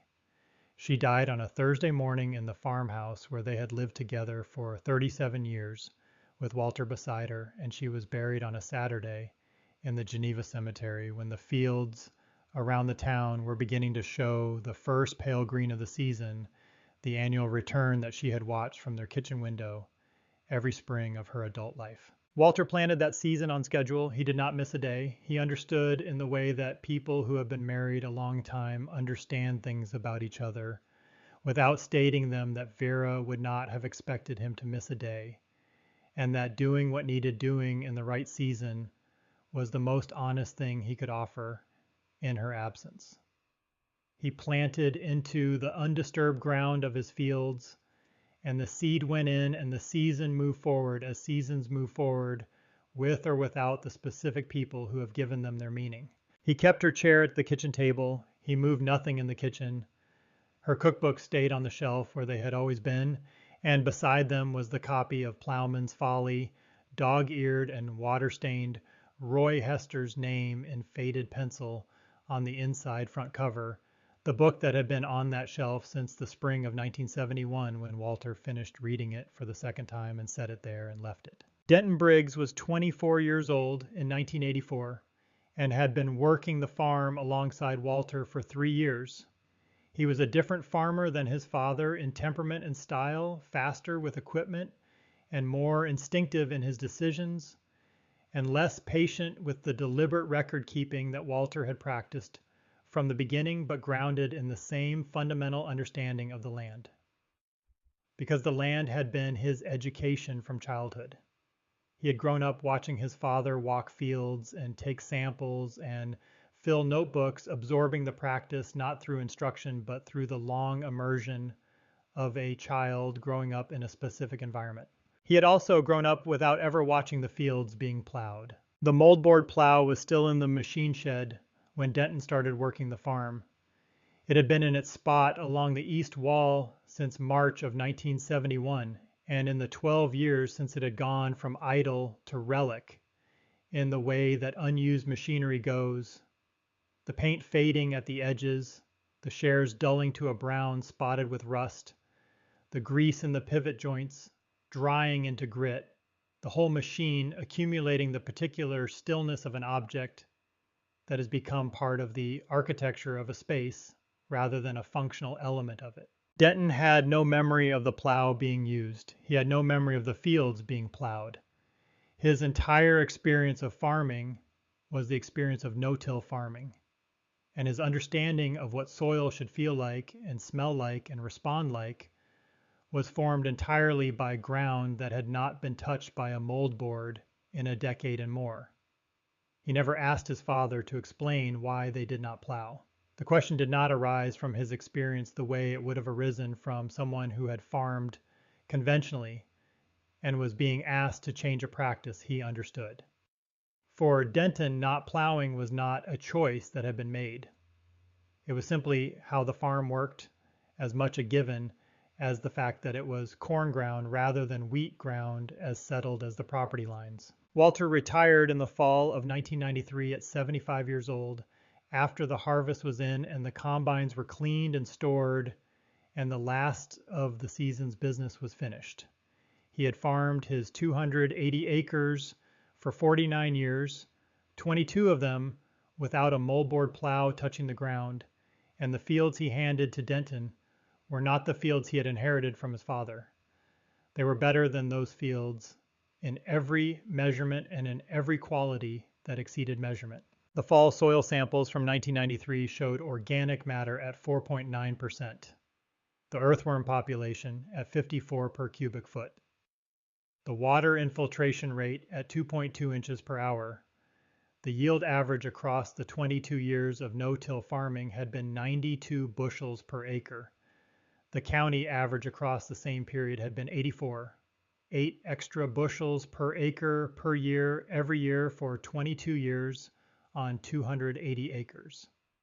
The arithmetic of that difference was a number Walter had never written down in the notebook because he did not need to write it down to hold it in his mind. He had also saved across those 22 years approximately $340 per year in the direct costs of not plowing fuel and implement maintenance and labor and the accelerated tractor wear that deep tillage produced. Over 22 years, that was just over $7,400, modest on its own, but not modest in combination with the yield advantage, which at average corn prices across the period amounted to something over $200,000 in cumulative yield difference compared to what the county average produced from the same acreage in the same years. He moved into the smaller bedroom and let Denton take the master. He kept his chair at the kitchen table and his notebook habit and his practice of walking the fields on mornings when the weather and his body cooperated, which was most mornings through the rest of the 1990s and into the 2000s.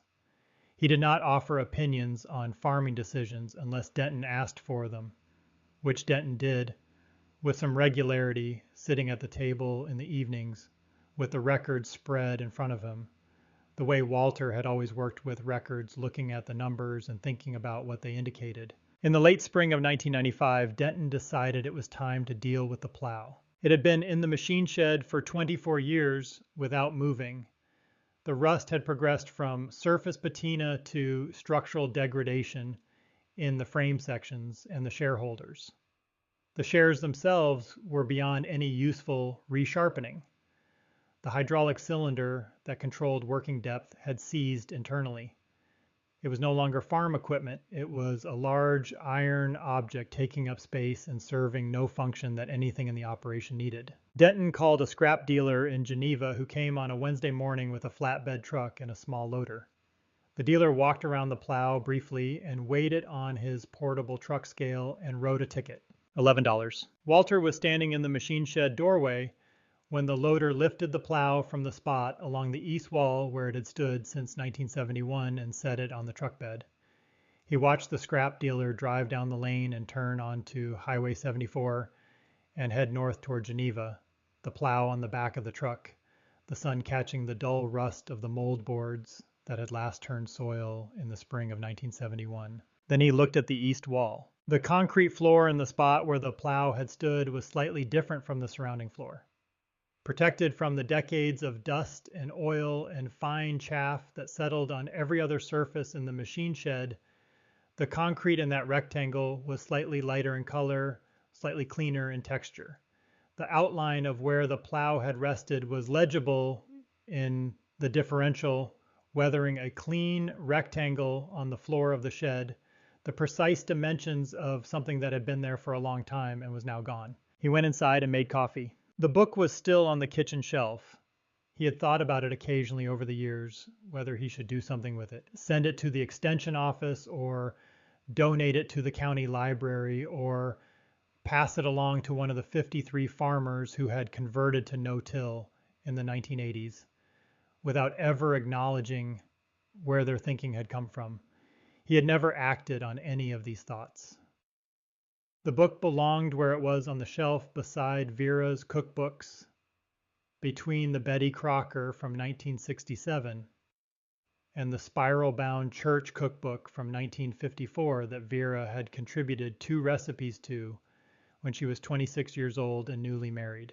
Roy Hester's name was still legible inside the front cover.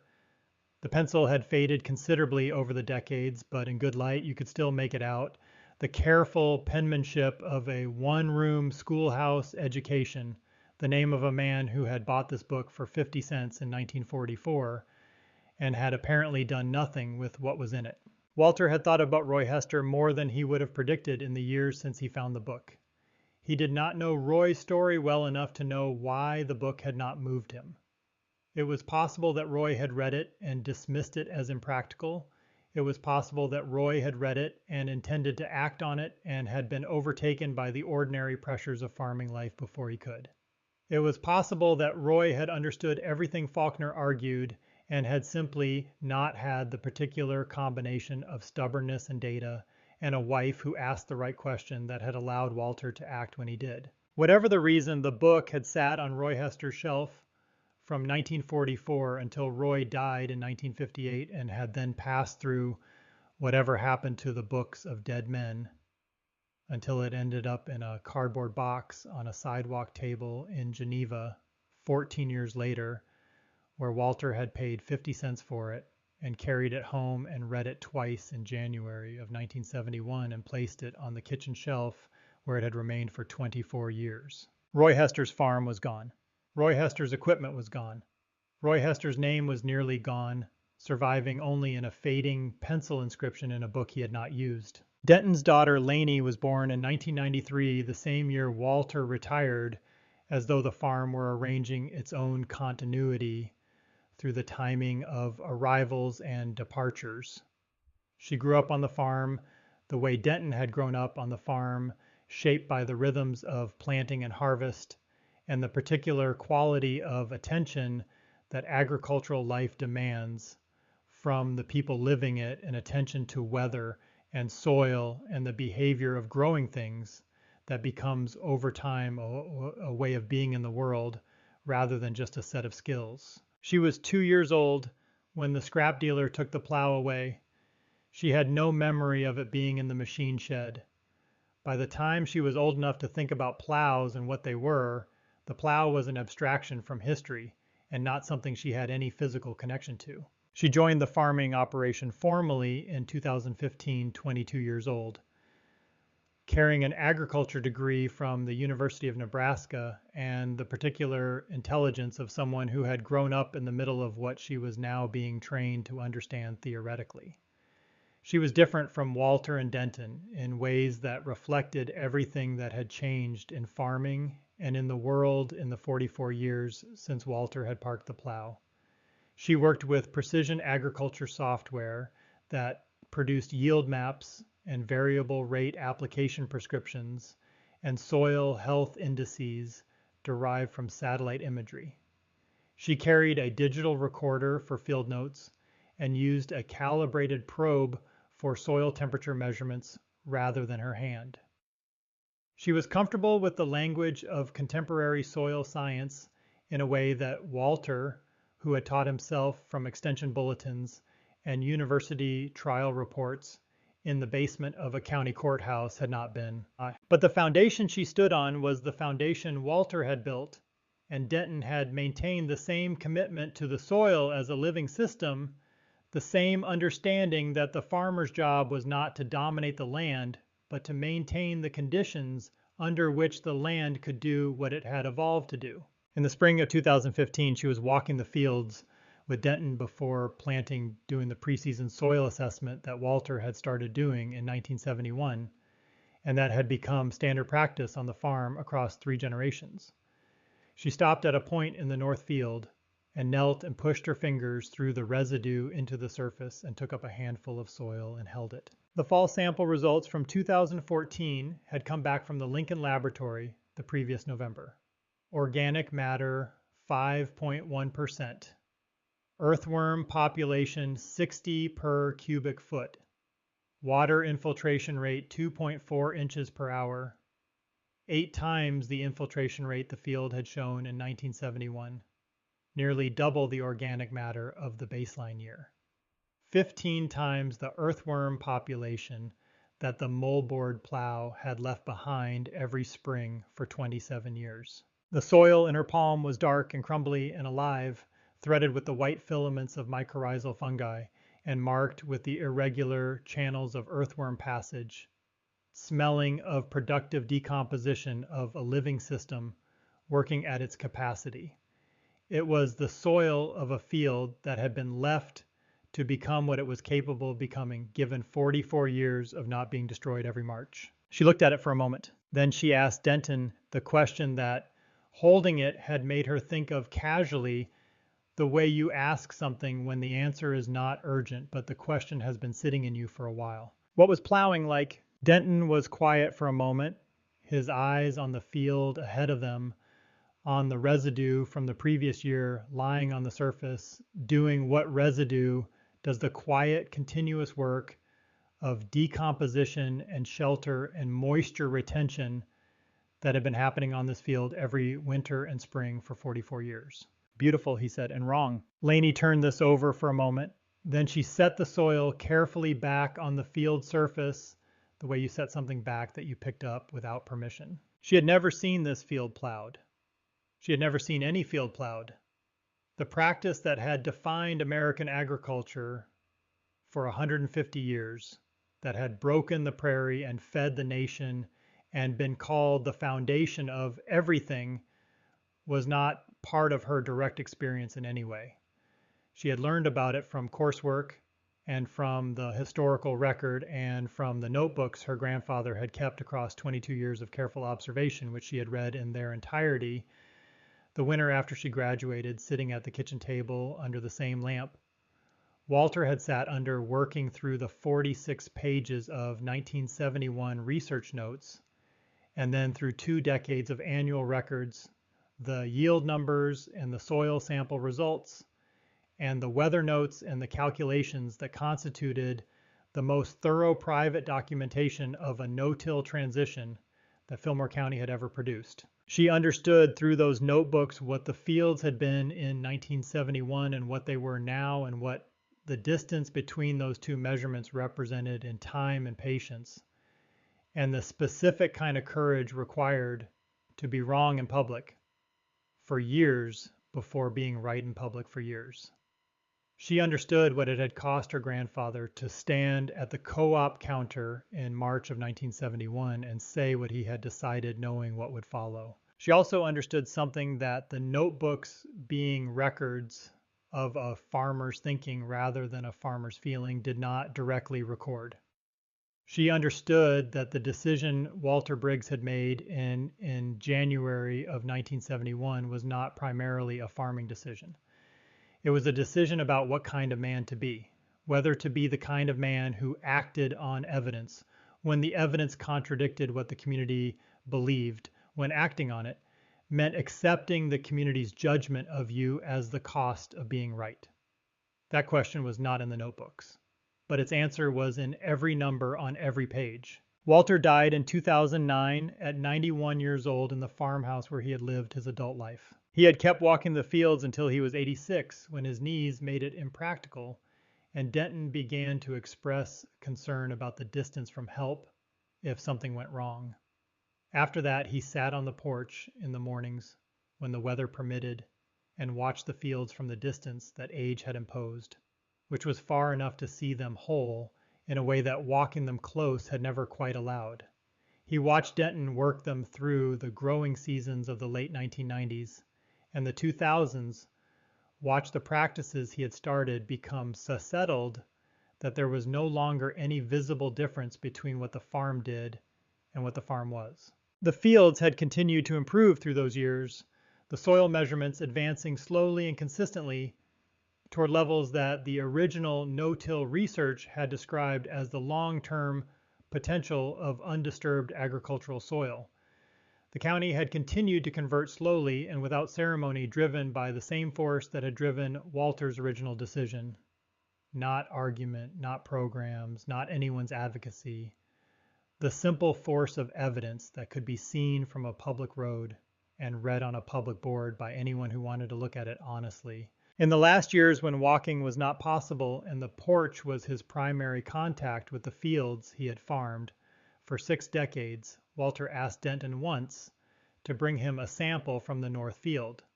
Denton brought it in an old coffee can, dark topsoil from the field that had measured 2.8% organic matter in 1971. Walter held the soil in his hands for a long time. He felt its texture, the way it crumbled without being dry, the weight of it, the slight moisture that the residue cover maintained in the surface even in October.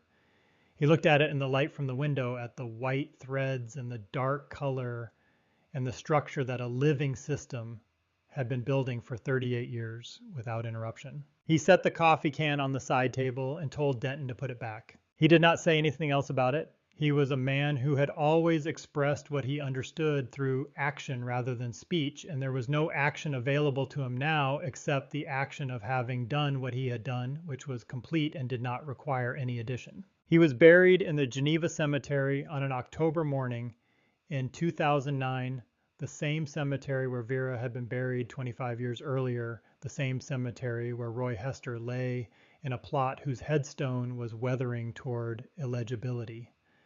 The church was full of farmers, men Walter's age who had watched him from Highway 74 for 38 years and had made their own decisions in their own time. Younger men who had grown up during the no-till revolution and for whom it was the background condition of farming in this county rather than a novelty or a controversy.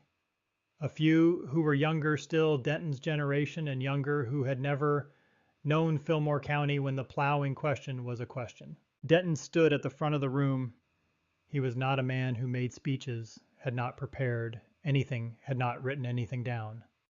He stood holding a handful of soil from the north field, the same surface, the dark, crumbly living soil that the 44 years since 1971 had made of ground, that the previous 100 years of plowing had been steadily degrading. He said what was true. My father read a 50-cent book. Then he parked a $400 plow. The book said the soil was alive. The plow had been killing it for 27 years. He chose the book. The soil chose him back. He sat down. The room held the silence for a moment in the way rooms hold a silence when something has been said that contains everything the occasion requires. The Briggs farm is still no-till today. Laney farms it alongside Denton, and the fields that Walter stopped plowing in the spring of 1971 have not been touched by a moldboard since the last time he pulled the plow through them in the fall of 1970. The soil that measured 2.8% organic matter in the baseline samples of 1971 now measures above 5%, a number that represents not just chemistry but history, the accumulated result of 5 decades of a decision that was called lazy at the Geneva Co-op on a Saturday morning in March of 1971 and was never called that again after the numbers on the elevator board in October of 1976. The machine shed on the Briggs farm has a clean rectangle on the concrete floor along the east wall. Nobody has put anything there since Denton sold the plow in 1995. The outline of where the 5 bottom stood for 24 years is still legible in the differential weathering of the concrete, slightly lighter than the surrounding floor, protected from the decades of use that marked everywhere else. It is the shape of an absence, the visible record of something that was present for a long time and then was not, and of everything that became possible when it left. The book is on the shelf in the kitchen. It has always been on the shelf in the kitchen between the Betty Crocker from 1967 and the church cookbook from 1954 that belonged to Vera. The binding is cracked now, and the pages are browned at the edges, and the cover has gone soft from years of handling, but the book is intact and the words in it are still legible, and Roy Hester's name is still inside the front cover in pencil that has faded to the edge of visibility but has not yet disappeared. 2 men owned that book. One bought it for 50 cents in 1944 and could not bring himself to act on it, or could not find the conditions that would have allowed him to. And his farm is gone, and his equipment is gone, and his name survives only in the inscription of a book that ended up in a cardboard box labeled 50 cents. The other bought it for 50 cents in 1971 and read it twice and spent 3 winter Saturdays in the basement of the county courthouse and filled 46 pages with notes in a spiral notebook and parked a plow in March and waded through 2 years of yield loss.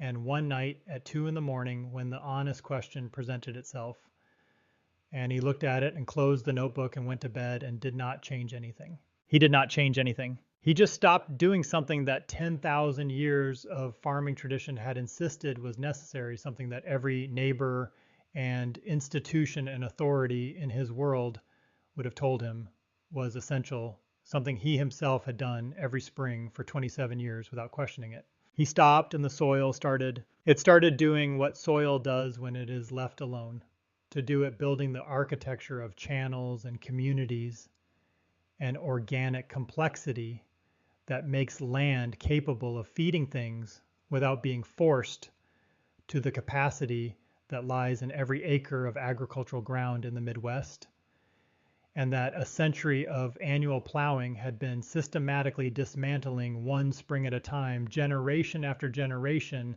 in the sincere belief that the destruction was helping. Sometimes the most important thing a man can do is nothing, not the nothing of inaction or surrender or the laziness that Don Casper meant when he said the word at the co-op counter in 1971.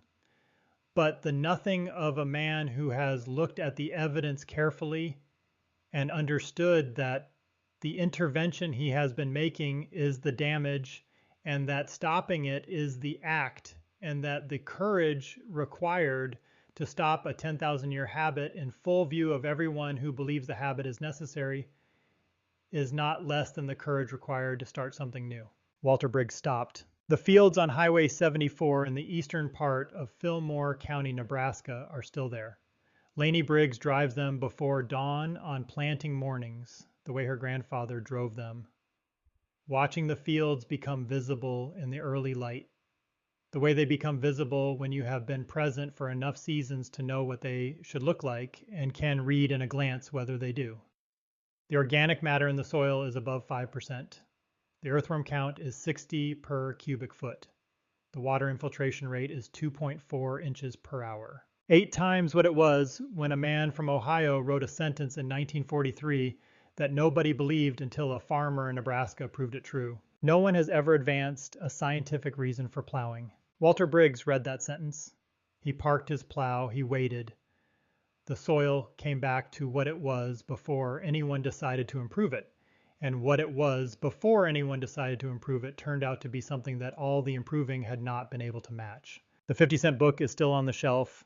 Roy Hester's name is still inside. The plow is gone. The soil remembers everything.